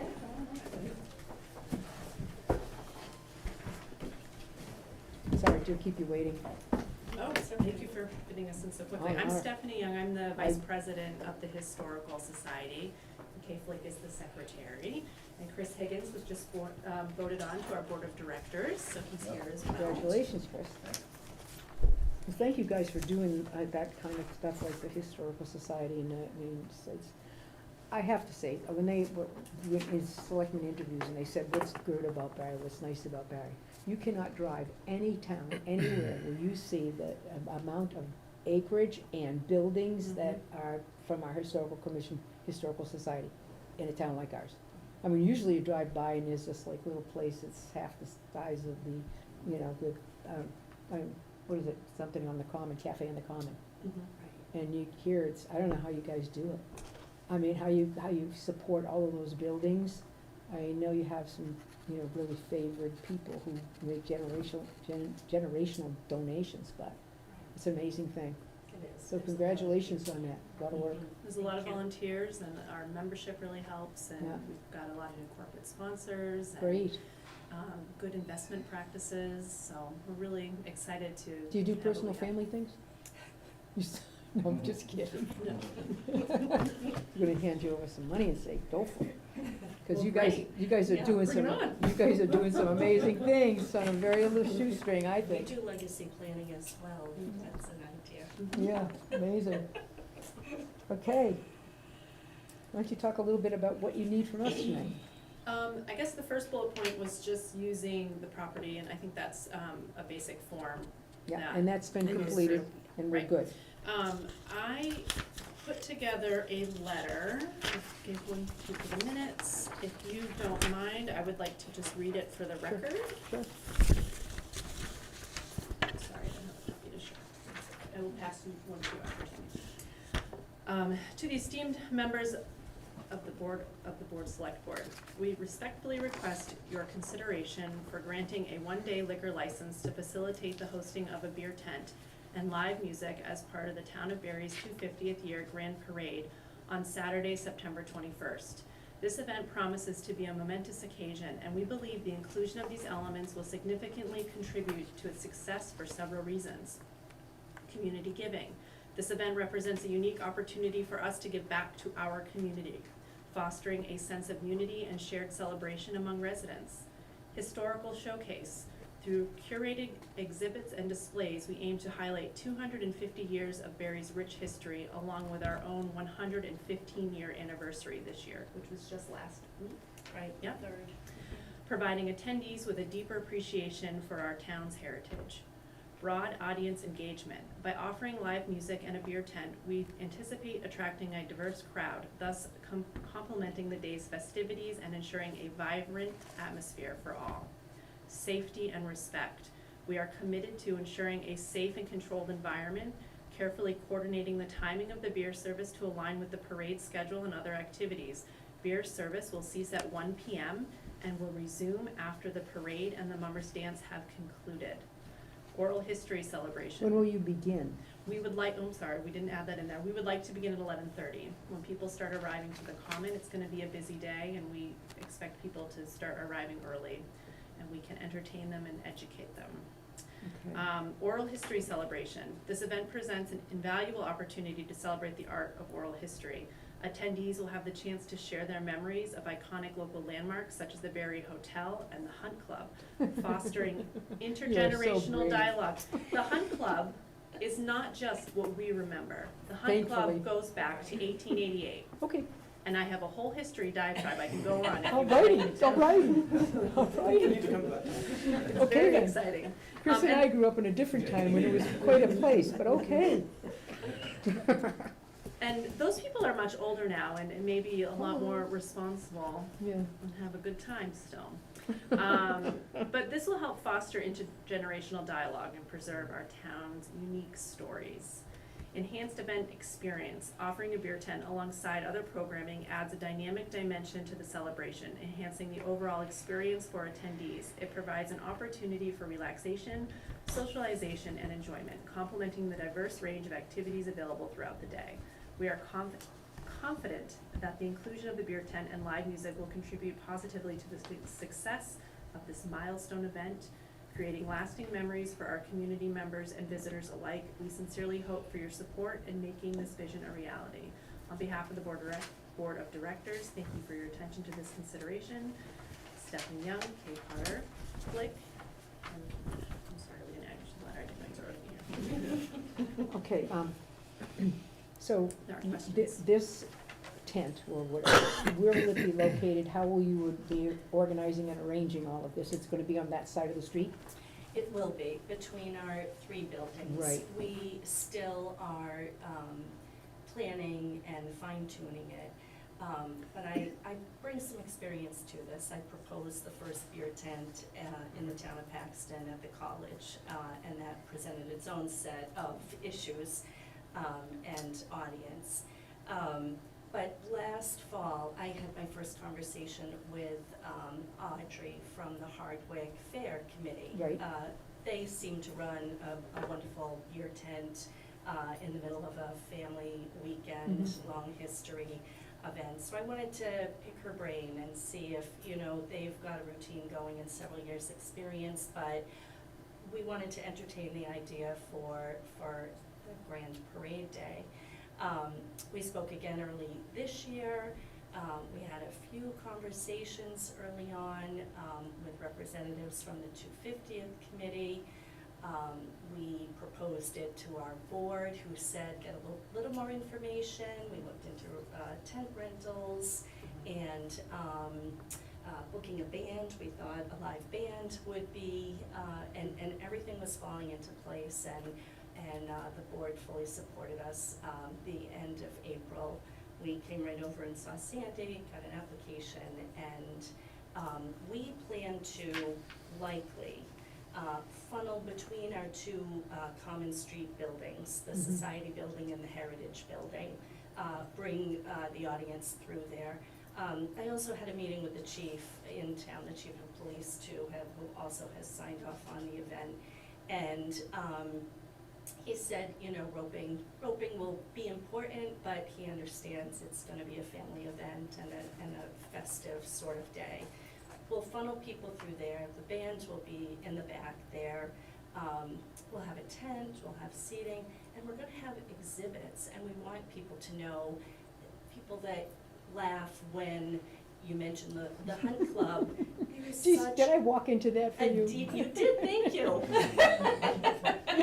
There's a deep history about that, you know, I'm, you know, born and raised here and just learning in the last year some of why we have more than a dozen trophies on a shelf in the Mhm. Historical Society, all representative of the awards for the hunts that took place in town. Mhm. So it'll be, you know, there's lots of people we wanna talk to still. I have not dotted all the i's and crossed all the t's yet, but we have a basic footprint of what we're going to do behind there. And we also were thrilled, we wanted to be neighborly and asked Stone Cow first if they would be interested in partnering with us. And we also had heard that they would be hosting the fireworks the day of the grand parade, and we anticipated they would be involved in the parade they as well. Okay, Well, because we that's haven't the gotten any rumor. insurance yet, so I'm hoping that, okay. We thought it would be a very busy day, and they were so excited to be asked. And there's a historical link there too. Oh, for sure. Sean and Molly's house, they wrote Up in this the down. Butterworth area? Butterworth. Right, Yeah. so Harry Worcester Smith used to live in it, and he was one of the first presidents of the Brunswick Fur Club. And they were the group that eventually became the Hunt Club. Ah, And it was that group that would meet here in Barre. They would bring people from there's a 1903 article that Lucy Allen had found for me, from Maine all the way to Kentucky. People were coming to Barre to participate and being hosted by the Barre Hotel. And it's really interesting. So he was really excited to say, like, this person used to live in my house. It's just right that we come and participate Excellent, at this excellent. event. Now, you'll be open just from 11:30 till 1? Do you get Right. back open? Yes. We will reopen following the parade, and we understand that the mummers are having a dance on the common after the Okay, parade. so what time do you expect you'll reopen, 3-ish? 3:30. Probably, yeah. It has in here 2:30 to 8, if you look at the last page. That's what we're asking permission for. We'll be respectful Sure, to right. when, you know, we don't wanna distract from the parade. Right, Yeah. right. And if it rains, we're all gonna feel really bad. We have buildings though, intense. And Yeah, you do, Intense. yeah. Now, tell me about the stagecoach. Will be open in, Oh, yes, that whole building will be open. Okay. We're going to be having members in there being docents and really reframing the history too, because like I said, 1903 was the big event, and even in that article, it talked about the stagecoach, bringing people in. Mhm. And so that stagecoach is pivotal to what brought people here. We were in the middle of this huge Stage, line from yep, Boston to right, Vermont. It is right. the emblem right, for the town of Barre. I know. And it's fully conserved. I mean, I wish we could bring it in the parade, but it's Oh, just yes. not a safe thing to do, No, I right? agree. So why not bring people to us? And we really, you know, we sat down with the 250th committee maybe 2 years ago, and they said, we would like the Barre Historical Society to participate. Can you do all this historical information for us? They asked us to do some things that weren't quite feasible for us, and so we've just been really trying to work hard and wrap our brains about how can we bring history and make it tangible to the town of Barre. And this is a way to meet so many different people on the common. There's not another event on the common For any of it. for yeah. any of it. Right, And we have so much to give back. There's so much work being done, and to see that stagecoach and then to think about how people would ride in it, it's great. You could have conversations with anybody from 3 all the way to 99. I mean, there's something to say, and there's a way to frame it into our history, and it's part of the fabric of what Barre is. anybody have other questions? Yeah, Tammy, are you aware of the 250th having a bit of a problem with the time? Yeah, I mentioned it to Marie about Richie not wanting it to start till like 3:30, the alcoholic No, so beverages. what was, yeah, but what? During the what parade. were the- During the parade, It- because he's Well, afraid it's, of. The but it's 250th closed, was- right? Yep. Because it's closed during the parade. Yes. from 11:30 to 1, and then the parade, I believe, will be staging, you know, probably during these hours. And then I don't know where the parade is actually gonna start. Is it gonna be at, Yeah. oh, it's not gonna be Seven Hills? Oh, I don't know, we were told, the last Well, time we they're talked to they're them, it gonna- was well, they're Quabbin gonna- to Ruggles Lane. Well, they're gonna stage, because they have to stage in a big spot where they can Right. line everything up. But they had indicated to me that they weren't gonna have they weren't gonna be playing music and so forth until they got to Seven Hills. Because so many of the people that don't need to be staged can't walk that far. I don't know who that is, but anyway, supposedly. So that last time they had it was a very hot day in July, and I guess it was pretty difficult. So this is not going to be open during the time of the actual parade. No. Correct. Okay. But we would like to start the events before the parade starts. Yeah, It the just makes events. sense, people are going to be milling around the Yes. common, and we can start engaging with them. From my understanding, the 250th didn't really want the alcohol sales during the parade, or even leading up to the parade, Mhm. until afterwards. And they expressed that they had voted unanimously on that, so. I just, anybody else have anything to say about that? I mean, in efforts for safety and whatnot, the parade and people drinking they felt there's quite a bit of time for them to drink from 3 o'clock or 2:30, 3 o'clock, whatever it is, So, on till the rest of the night, because the fireworks are gonna be happening. sure. And, so they had a problem with it. It's just a And I can question of understand that- it, I'm kind of with them on it, It's just a question of that hour and a half before the parade. yeah. Would you like That's all. 3:30 for it to start after, yeah? Well, and I mean, it's a great idea, we and understand that, so we did receive an email from the board, which said from the board, and it was unsigned, and it's also been difficult on their website to find a listing of who the board members are. Mhm. All the other email confirmations we have been signed by their secretary, but the one was not signed, and it was a little frustrating to me. They said it was against their beliefs that we have drinking at their event. Do you have that email, and can we read that line? well, it is their event. We understand, well, it's the town's event. Yeah. I understand, And but it's your it's the event, 250, they're- and they're we your have to talk committee. about the, Agreed, but I would like to point out The that details as they well. have set a precedent already. Mhm. They're throwing an event in July at Felton Field, Mhm. the Summerfest. It's on their website from 11 a.m. to 4 p.m. They're going to be hosting a beer company for that whole event. It is a family-friendly event. yeah, I think the concern was the parade, And during the parade, that was the whole We have to know thing. that it's an hour and a half before the parade starts, and that we're just serving beer. There's no hard liquor.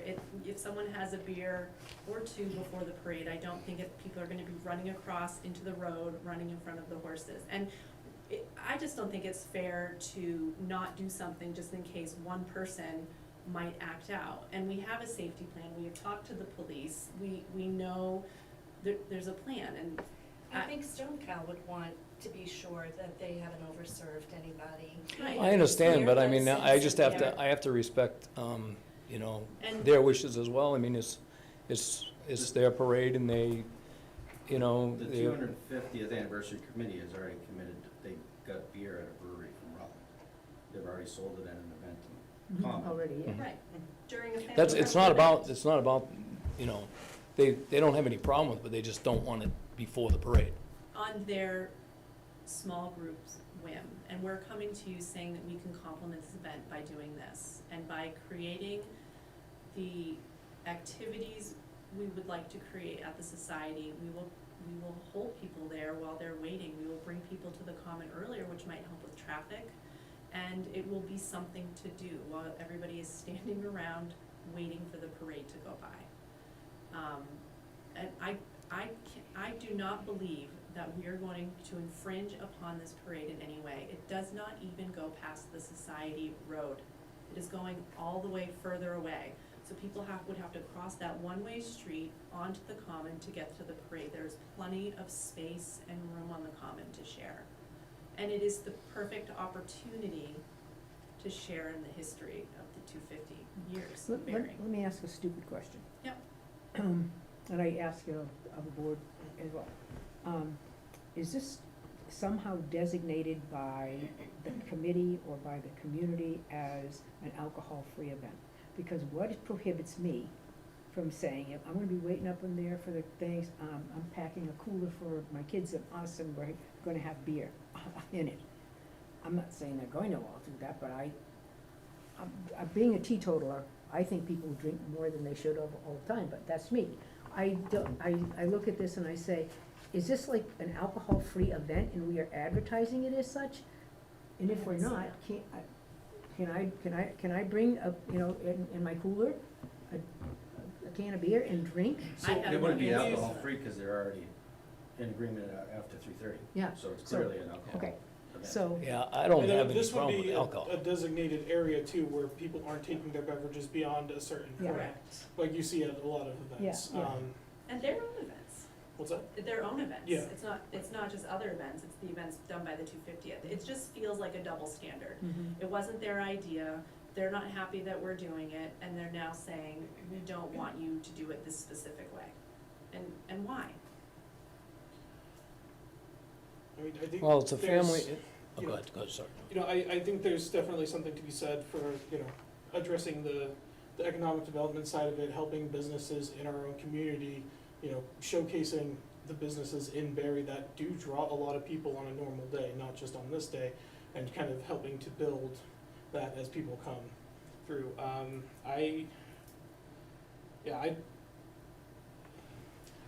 not sure about why it wouldn't. I could go either way, I guess. I'm a little on the fence about the morning part of it. I think 2:30 to 8 would be fine, in my opinion. I think we're gonna lose people if we start at 2:30. I don't think we will serve the I amount understand of what you mean. people. Mhm. Yeah. I mean, I don't think anyone is going to be overserved in the hour prior to the parade either. That's bad for us, that is inappropriate for Stonecast. if it gives people It's something awful to for do them while to we're all assume staging. that, too. Yeah. Right. I mean, I don't that, know. with that assumption, and it's not goodwill towards our neighbors and to the people who are in the community and the business, like Stone Cow. I mean, what are we saying about them if we can't trust them for an hour and a half to serve people? Sean's already got his outfit picked out. I know. One other question I did have about this, right, so the police department is assigning a detail officer essentially, so does that Is mean it there will be two? an officer Is there? it two with an alcohol event? 2 details, I believe? He told me not to worry about it. There are enough officers They have a- assigned on the common Right. that day Yeah. that they, Yeah. so we'll certainly do whatever we're asked to Yeah. do, but, And we are those prepared were to his hire a words. private officer if we need to do so. It has been discussed. Right, well, on the form here, it says the chief will assign an officer, Right, so, and he signed that, yes. yeah, so I think my question is, where does that come from? But you're saying, does that come from the 250th budget, does it come from the police budget, does that come From my understanding, it was historical? coming from the historicals. And we're willing to do that for the community. This is not a money-making event for us in any Right. way. This is a celebration, and we're willing to. Oh, yeah, I use get our that, I understand all investments that. to do some It's of just, Yeah, I just wanna make You sure know. we're all on the same page about Yep. where that would be, and I it sus- does say that there will be an officer assigned, so I expect that would be the case, otherwise we need an updated form from the police chief. Understood. I suspect that, that this will not be a thing that, kind of has a whole bunch of teenagers who think they're gonna sneak down there and, use their credentials to drink. I don't think they're gonna care about what you're showing, I really don't. I think we're gonna have some really 10 and 11-year-olds who would love to see the stagecoach, but some of those older kids probably not. I don't see this as a bunch of people slurring their words and stumbling around. I No. just don't. Right. I think it's going to be something that, like you said, people are gonna come down there early, and they're probably gonna say, what's going on over there? And then they're gonna go over there, and they're gonna have their children probably with them, who have children in tow, and show kids and do this and whatever. I don't see any issue with it. I don't know what the issue is from the 250th committee. I don't know, do they because think they say it's a family event, Yeah. it's a family-oriented event, and they just didn't think that the alcohol should be served before the parade. And that's the bottom line, There- that's what they, And I can put on the record, this is the email that was sent to us, if you would like to hear this is the last communication we had. And I would like to say, Kay and I sat down with Meg, their secretary, and found out about the parade. We designed what we would like to do, and then Kay had a personal conversation with Rich about what was going on. He didn't ask any more questions, he had no more problems, and that was back in what month? That was April, that was the end of April. And then, April 24th, we received this email. Stephanie and Kay, after. I'm sorry, March. Of It was in March, March. right, okay, so more than a month went by. After thorough discussion within the committee, it is our recommendation that the inclusion of a beer tent during the Grand Parade at the Barre Historical Society be reconsidered. While we recognize the potential benefits such as an addition could bring, including enhancing the festive atmosphere, we also understand the need to prioritize the safety and comfort of all attendees, including families and children. I think we've addressed that we could do both of those things. We simply want to offer guidance based on the committee's collective beliefs. Ultimately, the decision regarding the inclusion of a beer tent rests with the Barre Historical Society, but also the select board, which is not in the letter. And then it was just signed, thank you, and no members or anything. That specifically said during the parade, which you've Yes. already accounted for. We're not gonna do Yes, it during right. the parade. And so maybe there was a miscommunication. I feel a little disappointed that the communication ended there, and we Mhm. didn't have, we could have had this conversation between the board, the committee. They could have invited us back, we would have Right. been happy to appear in front of them, to the point where then they heard about this, and the communication stopped is really frustrating, because we're doing it for the community and we want to work with them. We are working with them on other projects, and designing some things that are upcoming that we're really excited to do as well, at their request. And So, I guess my question is how, does it make a big impact if we decide on this today, or if we, give the 250th an opportunity to come to the next meeting, perhaps present their side of it, allow for some public input, and then make a decision at the next one? Does that make a significant difference in the planning aspect for you? It does. We have a lot of work to secure buy-in from other partners who are going to be lending us artifacts that we will be having at the exhibits. We have a lot of information to collect and a couple other pieces to put into place. And this is gonna slow us down. Of course, it's at your discretion. But for the alcohol. Just the aspect, alcohol. You'll still have the I don't- artifacts and. I don't Just know the what will timeline on happen the if alcohol. we don't, We've talked about that, and I don't know if we think we will attract enough people without this type of atmosphere. We think that pulling people in with the beer tent and the music is the whole package deal. And Oh, so yeah. we don't know if we don't have the beer tent and the timing is not working out, if it will be worth the effort for our society to do this. Right. So we really need to focus on this, and I've got the band booked, but if I need to cancel, then You need to know. I need to know. So to drag it on for months about this one event, when again, the precedent has been set, they have been selling beer and wine on the Couple times, common a couple times, at yeah. Felton Field in the future. They're sending people to There's- the same place who's gonna be working on the common with us later that evening. It just, Right, but not months, 2 weeks. We'll meet again. I And don't, if they don't send anyone, I'd be more than happy to approve it. I don't think there's any problem as far as having the beer in, the band and all that. I don't think there's a problem. It's the timeline, that's it. yeah. That's the only problem there is. Well, I don't have any problem. See, I understand that their timeline is, So if you're going to have a problem with it, why are you against it? I don't have a problem with the beer, being served and all well, that. see, It's the I time. think it's a I have a package. problem. It is. You know what I mean? And, You just said you didn't have a problem with it. I don't have a problem with the beer being served. You're talking about actually not having it versus having it. I think it can be, it can be a great event, but it's just the time, see, when it's allowed, that's all. I kind of, It's out of respect for the 250th. I look at the timeframe, the 11:30 to 1, which makes sense to me, because you have to gather the people to your tent. They're not gonna come over there just for, because you're gonna show them the stagecoach. Right. There has to be activity and action there, and then people begin to, coalesce and so forth. And then at 1 o'clock, we're hopeful that the parade will be starting down or wherever, but it's gonna be 15 or 20 minutes before you can even hear the music, if you're lucky. So I don't have any problem with having alcohol served especially if you're just doing beer. Are you gonna do soft drinks too for families, or? Of course. Okay, Yes. so you do Yeah. soft drinks and you do beer, okay, so then at 1 o'clock, that shuts down, that's closed, and so everybody begins to walk over to the parade, which is the highlight of the day, we hope. And then at 3:30, after the parade is done, then and the mummers are done, you guys do your thing again.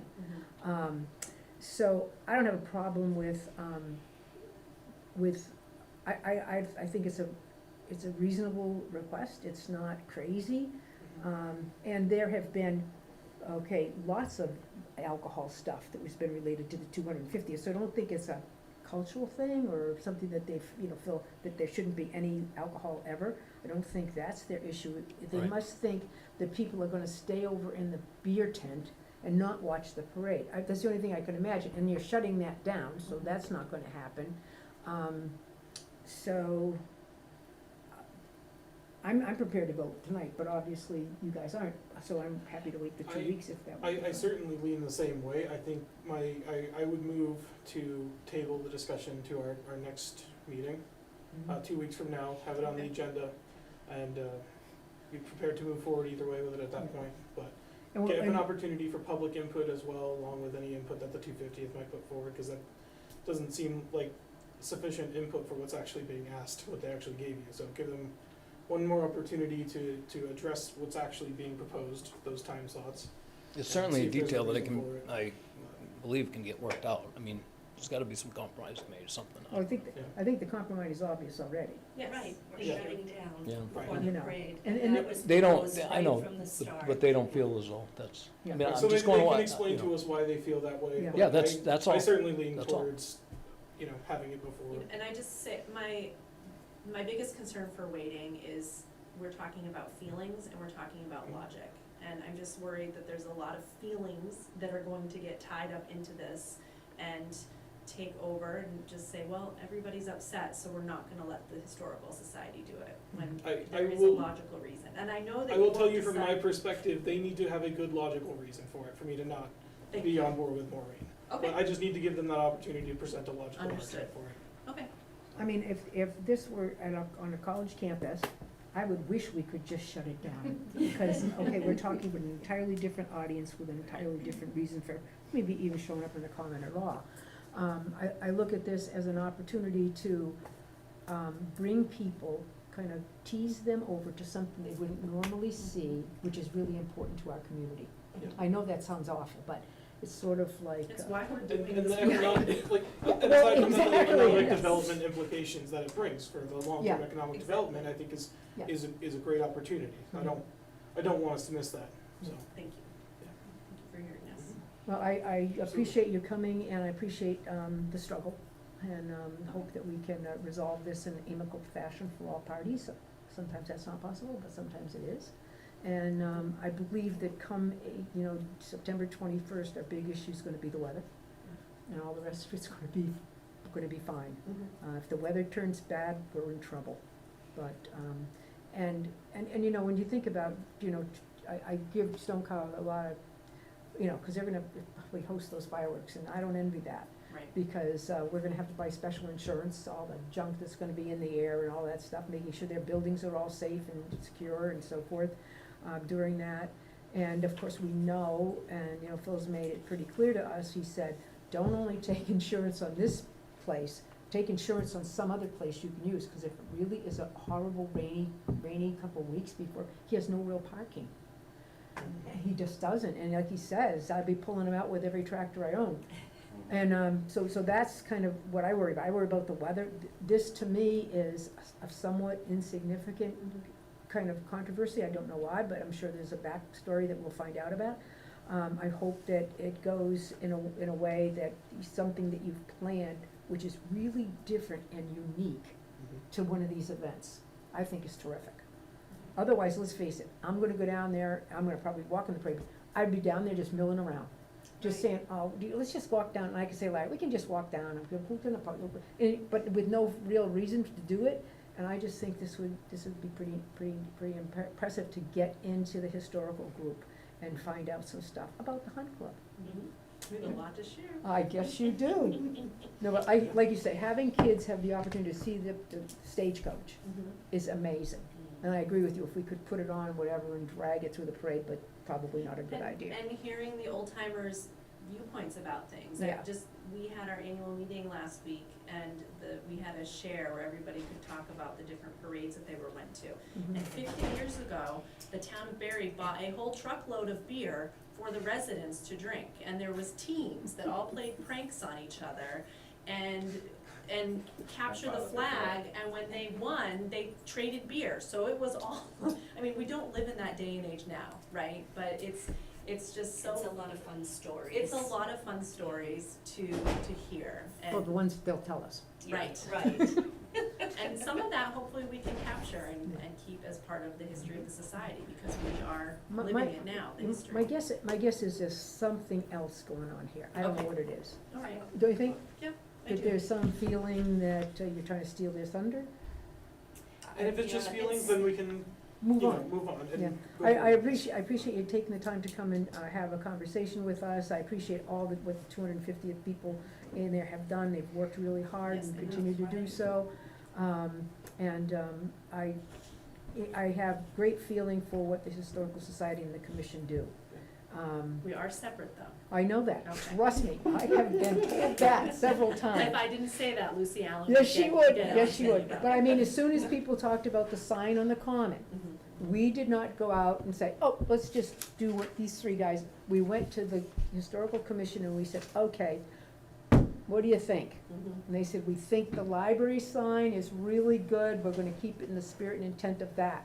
So we just said, we're not gonna fight with them, we found out all about the town common and all of the issues of historical precedent, so Mhm. we learned a lot, and people are still slapping me around saying, why in heck don't you have a big, digital sign up there?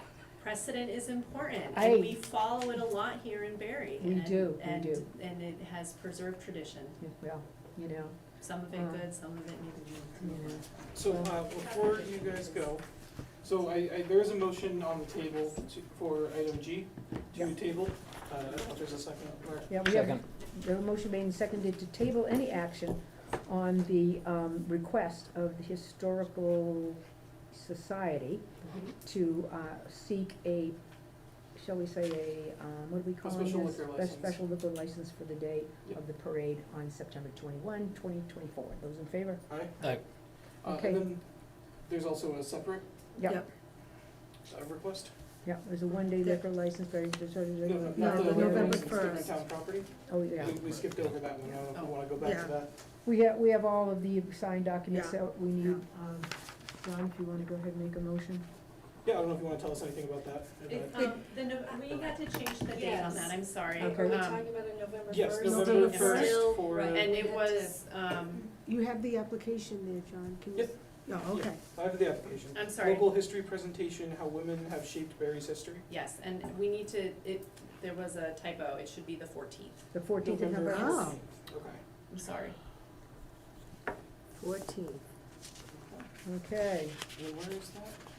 What day is that? Town hall. Okay. It would be a Thursday. Thursday. Thursday, November 14th, that should be interesting. at the town hall. Yeah, I'd like to go see that. Yeah, I'd like to go see Mm. that. all right. Okay, any other questions for us? Wait, did you? Thank you. I haven't made the motion Thank yet, you. I'm about to make the motion, Oh, so okay. you go on. Oh, no, you're fine. Sandy was like, I'm sorry. no, you're good. So I move to approve the use of town hall on Thursday, November 14th, from 12 to 9 PM for the Barry Historical Society with the presentation of, a local history presentation of how women have shaped Barry's history. Second. We have a motion made and seconded to approve the request of the Historical Society's history presentation on November 14th at the Town Hall, 12 to 9 PM. Those in favor? Aye. Aye. Second vote? Thank you. Thank you. Thank you for your time. Okay, thank you for yours, for all the time you're putting into this. Revival themed gathering Saturday, okay, we did that one. Election worker appointment, we have Jane Kawash, seeking to, be appointed to the, election worker group.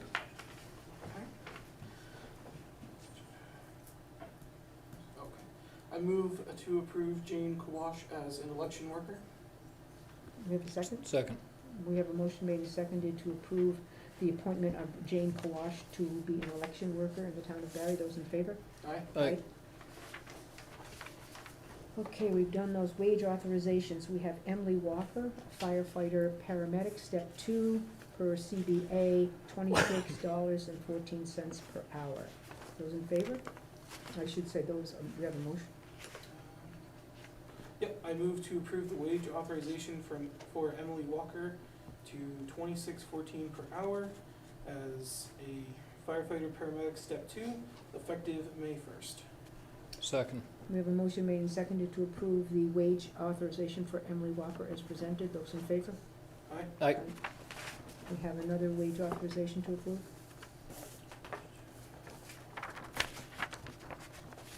Anne Marie Markowitz, on-call fire department medic, minimum $27.27. So this is an on-call position.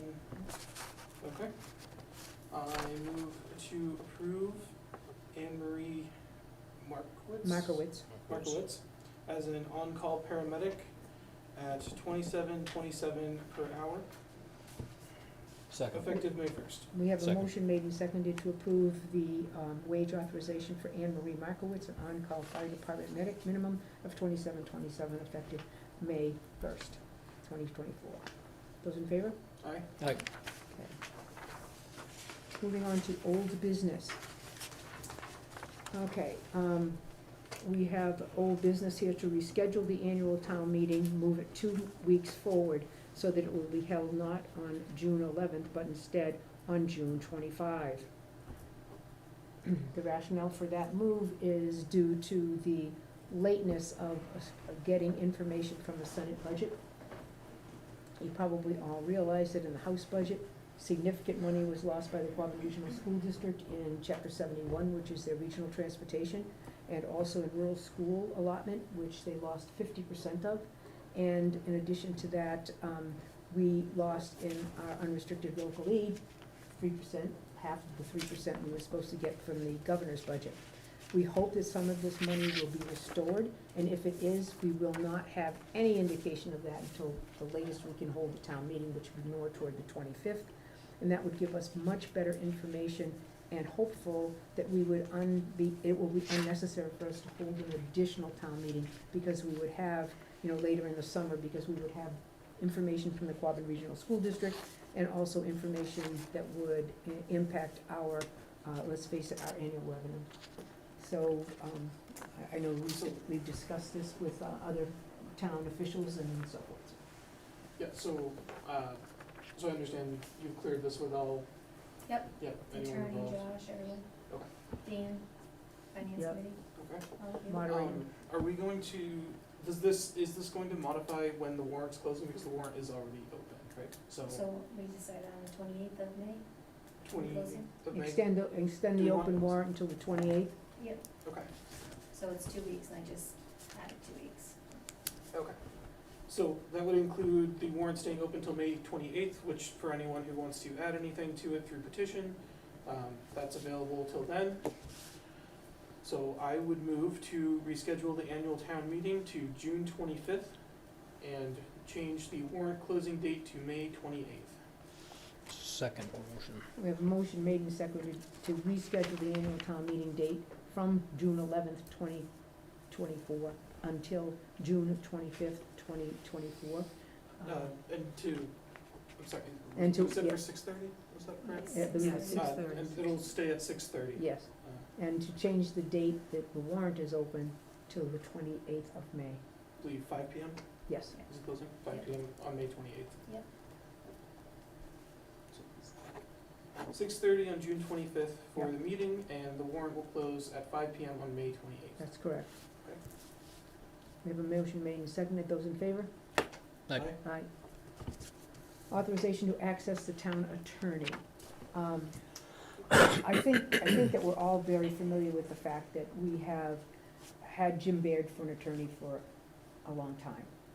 And he had a very colloquial, sort of relationship with the community. He was an on-call kind of guy. You could pick up the phone, no matter who you were in town government, and talk to Jim. And Jim would respond, return the call, blah, blah, blah. The amount of money that Jim, asked for the town for his hourly rate was almost inconsequential, I think is fair to say. Since his retirement, we have been working with KP Law. And there are days when, at least last year especially, which was one of our first years working with KP Law, we had 2 different town administrators during that course of that year. And basically, people continued to use KP Law as if it were Jim. And that was, anybody could pick up the phone, whether you were somebody who worked on planning, whether you were somebody who worked on conservation, and just say, hey, what do you think about? Well, KP Law says, oh, that's $300 an hour, no problem. Well, that is a problem for us. We can't possibly utilize KP Law the same familiar way or family way that we did Jim Baird. Jim Baird was an amazing person and certainly worked at a very, very inexpensive, hourly rate. So as we've had conversations last year with Greg Balakonis, who was our interim during a portion of it, it became obvious to him that KP Law sometimes didn't have an attorney that was responsible to Barre. So when you called KP Law, it could be Joe Smith or Maureen Smith or Susie Jones. And whoever got the phone, they said, oh, it's Barre. So then they would have to get the whole, who you, Greg, oh, you're this guy, oh, that, and dig up our folder. And so by the time we got some information, it was often from one attorney, but not the attorney who showed up on town meeting floor with all the wrong warrants, because it wasn't the same person.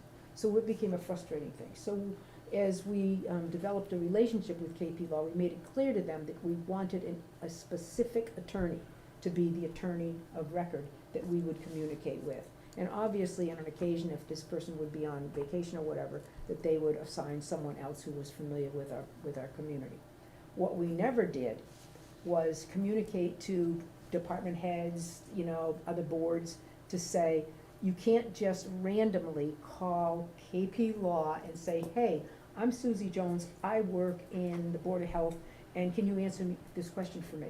We needed to find a way to not only educate people about KP Law, but also just give our new town administrator the opportunity to say, please call town administrator and say, I need legal advice on X and Y.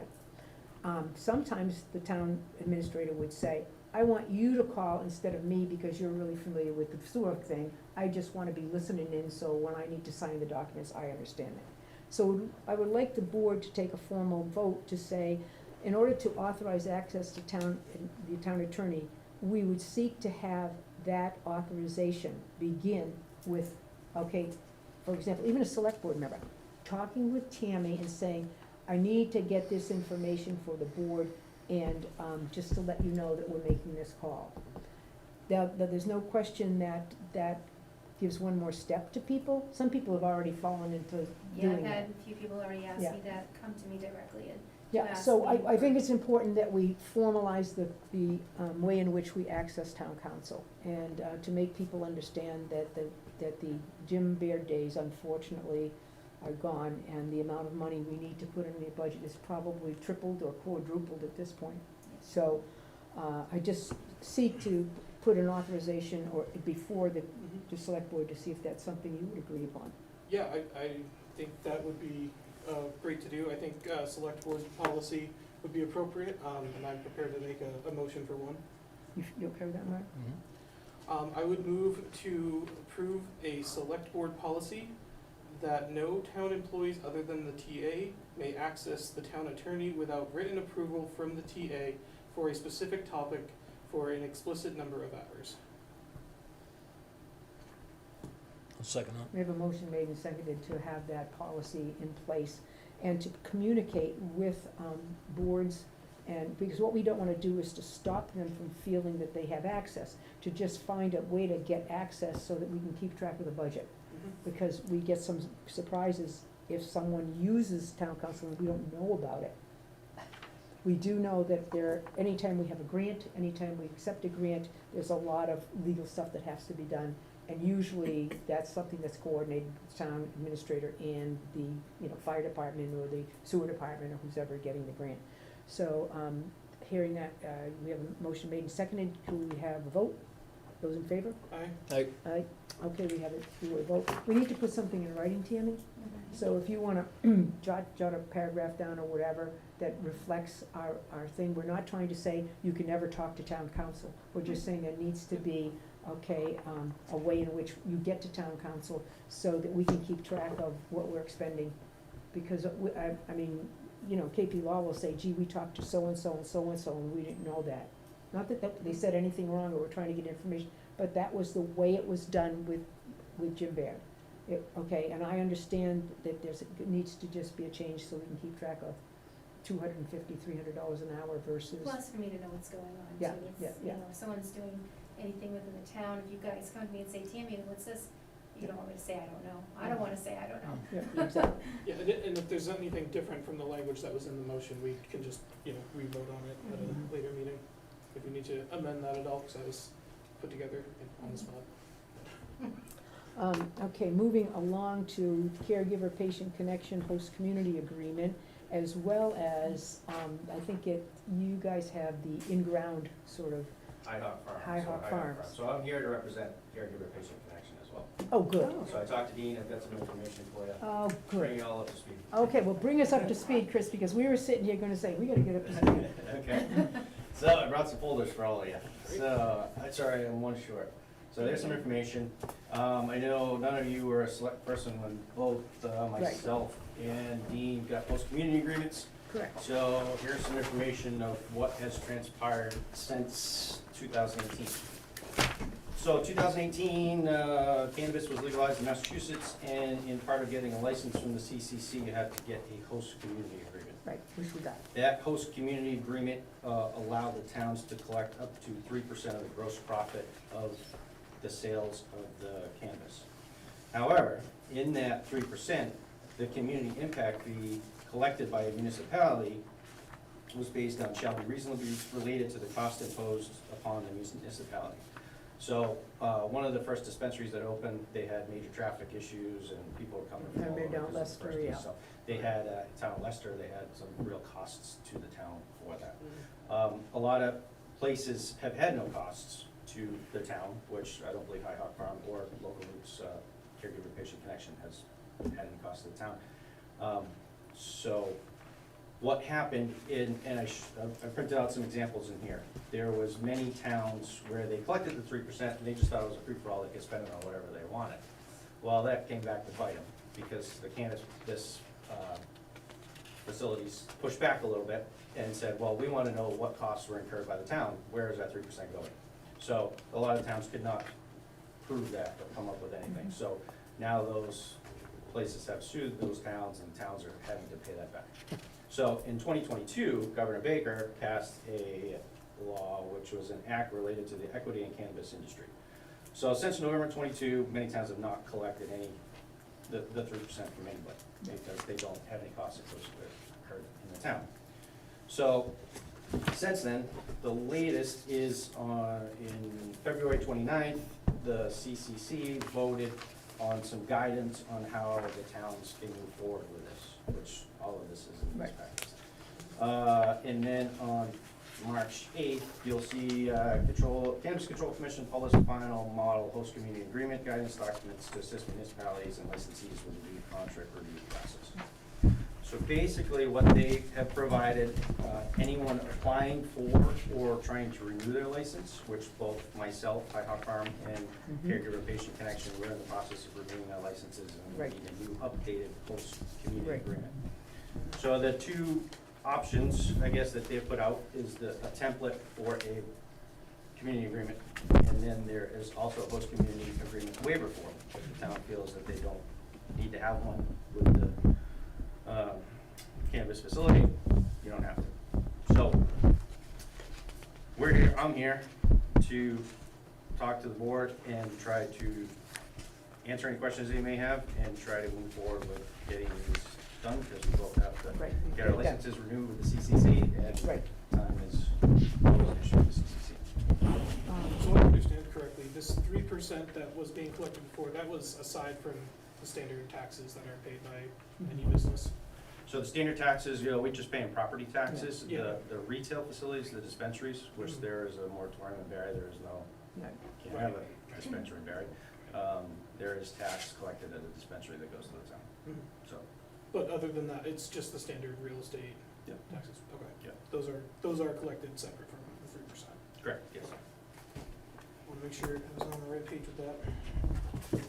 And caregiver patient connection did, for their first few years, before November 2022, they did pay 3% to the town Yep. on their gross sales, no questions asked. They didn't ask for any proof from the town of Barre. They were just, helping out the community and provided that money, so. And I would just say that the first time that this has been delayed at the state level for quite a while, trying to figure out what to do. But when we sat down, and I'm sure it's part of our minutes, and we tried to say, okay, what does it cost us? We had no reasonable way that we could say, oh, it cost us X because we did Y. Or that we have our police don't even go up there extra and patrol, we don't. So I think it was about $10,000 from, Caregiver patient. yeah, caregiver patient. And then, so we just have sat with it and said, we haven't done anything with it, we haven't expected any kind of impact monies. And if you said to me today, could you give us a list, Maureen, of what you think in the last 3 years, we have not had any kind of impact that would be 3% of the gross, we just haven't. We would have. We're not, we're not against paying any costs that are Right. incurred to the town. I mean, both Dean and I have talked, and Right. we're not against it, it's just there hasn't been any. There hasn't been any. I mean, so I don't, I don't know if we can verify that with police and fire, but there's none that I'm aware of offhand. there But was, I don't know if you just wanna reach out to department heads She to just- verify. No, There Shaking is her a- head, there isn't. so you've already checked with them? I just, from being part of this when they first started Yeah. this. yeah. There's I no mean- specialized equipment or No. anything, nothing for, okay. The only thing you could say, I guess, is if it started to burn up off of Vernon Avenue, we'd probably have a hell of a time getting some fire trucks up there. It's in a Up, very yeah. it's in a very difficult spot, but we But we haven't. haven't gotten any fire equipment specifically for getting No. there. Okay. And it's not like they're going there regularly, there's any additional wear and tear type of situation with not going there. So, okay. I mean, I wish we could just say, yeah, just give us up 1% because we're nice, but. I mean, if you. You blame it on all the other towns Yeah. that, abuse the system, I guess. Well, exactly. And there, and I know, having to talk with other, boards, they said, oh, get what you can, get what you can. And when after 3 years of, housing these, we've had nothing that we've had to do, other than maybe do some clerical work extra. Other than that, really. Yeah. So if the board is okay tonight, either going with the model host community agreement or the host community agreement waiver, and making motions on it. And we get- Well, I know I wouldn't recommend that we go with a waiver, at this point in time. I think we should have our attorney look at this and probably use the template and ensure that there is some agreement between and among Yeah, we don't have it up for a vote tonight, we have it just down for discussion on our agenda, so. But I think we can, Okay. we can have it for our next meeting and be ready to make a firm and final. So there is blank copies of the We model host thank agreement you in so there. much for putting that together. Yep, and then you'll Really see some of the helpful. other stuff that's happened in the other towns in there. And once you get confirmation from the attorneys, I can be back in the next meeting and get continuances. Okay. Right. Answer me one question on here. Is it a horror show to try to do outside growth? I mean, I've learned a lot. I bet you. Knowing what I know now, I You don't can know do if it. I do it. I know. So yeah, weather has been a problem, we had 2 Either years too ago. wet or too dry. Too wet, too dry, and not only that, in the state of Massachusetts, in order to grow a product that can be sold as a smokable product, which is obviously the most valuable, it is tough to pass the microbial standards in Massachusetts. So a lot of Excuse me, that's- it's tough one? They're microbial standards, so everything has to pass a microbial. Every 15 pounds of product has to get tested for a multitude of things, but the microbes is a problem growing outdoors. Yeah, And the testing standards that they have right now in Massachusetts, impossible. every other state, it's okay, but Massachusetts, it's so regulated down to the parts per billion.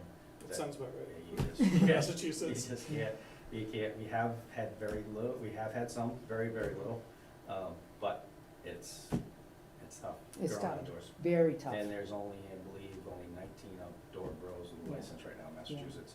Well, Massachusetts Yeah, isn't a great place for marijuana. Yeah. Just Yeah. doesn't have the growing Isn't season. a great place for business. Yeah, well, that's, State Yeah. doesn't make it easy. They don't make it there's- easy. There's so much beyond just this host community Yeah. agreement with the CCC. and I don't know if any of you, I've spent, some time, walking through the, I always forget the name of the thing, whatever they are. The IHOC farmer. yeah. Well, not that, but the Caregiver. caregivers, Yeah. because, just to see the operation, it's very interesting to go inside and see it in action. And every place you go, there's somebody else, going indoors, in old vacant, buildings, like in Ware, and then I don't know if they'll ever finish that one in Gilbertville or not. I don't know. That's The costs are so expensive. Oh, and yeah. the cost and the product, a few years ago, the product was worth this, Yeah. and then everybody came online and now it's worth With that, this. right, So it's Yeah. tough for the new people to get into. Yeah. Because it's, but anyway, it's. but anyways, take a look at this and, Yeah, appreciate your help, any, questions, reach out to me and I'll see you Okay. next meeting. thanks so much, Thank you. thanks, Chris. I think we do public comments. I'm sorry? I don't think we did public comment. Oh, yeah, we did, We did? Yeah, Okay. nobody had. and, I think we're good. Tammy, if you wanna talk with I do think we should have a written agreement, I don't think we should just do, the waiver. Just because, The attorneys said that. Yeah. but that was great that Chris was here, because he gave us some Yeah. good I think information. that was very helpful information. So one of the important things we have hanging there is the, this thing with 250th and Mhm. whatever, we'll take care of. Yep. And it looks We'll like. make sure that and the caregiver. Yeah, and make sure you get enough information out to people, Barre Gazette and stuff about the change in the town meeting date, because we just can't, say, oh, you could have seen it on TV. So if we can make sure we get that out, to the schools and, anybody else, police, anybody else who will be making adjustments in their schedule now. I think we've made the adjustment that's been helpful, because now our Budget and Finance Committee Chair is able to be in attendance at this, and somebody else as well. I think Chief Savorn can be at this one now, whereas before he was, I think, vacationing or whatever already, so. I think we're good with that. Okay, and Tammy, if you wanna just put together that policy, okay, and then let us see it, in case we wanna tweak it word-wise or anything, we're fine with that. You don't like what I came up with? Well, no, I do, but I wanna just make sure when she puts it in a policy format, that it's clear, it We makes sense. actually have one, so I'll just kind of tweak that one. Okay, sounds good. Okay, anything else? And Mark, thank you so much for your work up at the senior center with Tony Mobilia and group, that was helpful. Yeah, I'm gonna be striping it too as well, Oh, really? on my dime, yeah, I'll take care of it. Oh, great. Just, I have extra paint, business that I run, so I just Okay, get down there and stripe it. thank you, Great. thank you. You're gonna plant A grass? little bit, what's that? Gonna plant grass? Well, we'll That throw I'm not doing, We'll throw some seeds on it. no grass, I'll just stripe it. Did you? Yeah, I just had a question about whether we had an opportunity to reach out to Mark Brophy in regards to the advertising and promoting the town meeting on the Walton Regional Well, School. I have not done that formally yet, but I will do that. Thank you for giving me that info. I know that I'm working with Mark Brophy on something in Felton Field, so, that will give me an opportunity to reach out to him. I think they have a meeting coming up this Thursday, I think. Thank you. So, I would move to adjourn. Second, I have a motion made and seconded to adjourn. Those in favor? Aye. aye. We've got more paper than I know what to do with. You guys have a lot of signing to do. Okay, I wanna move all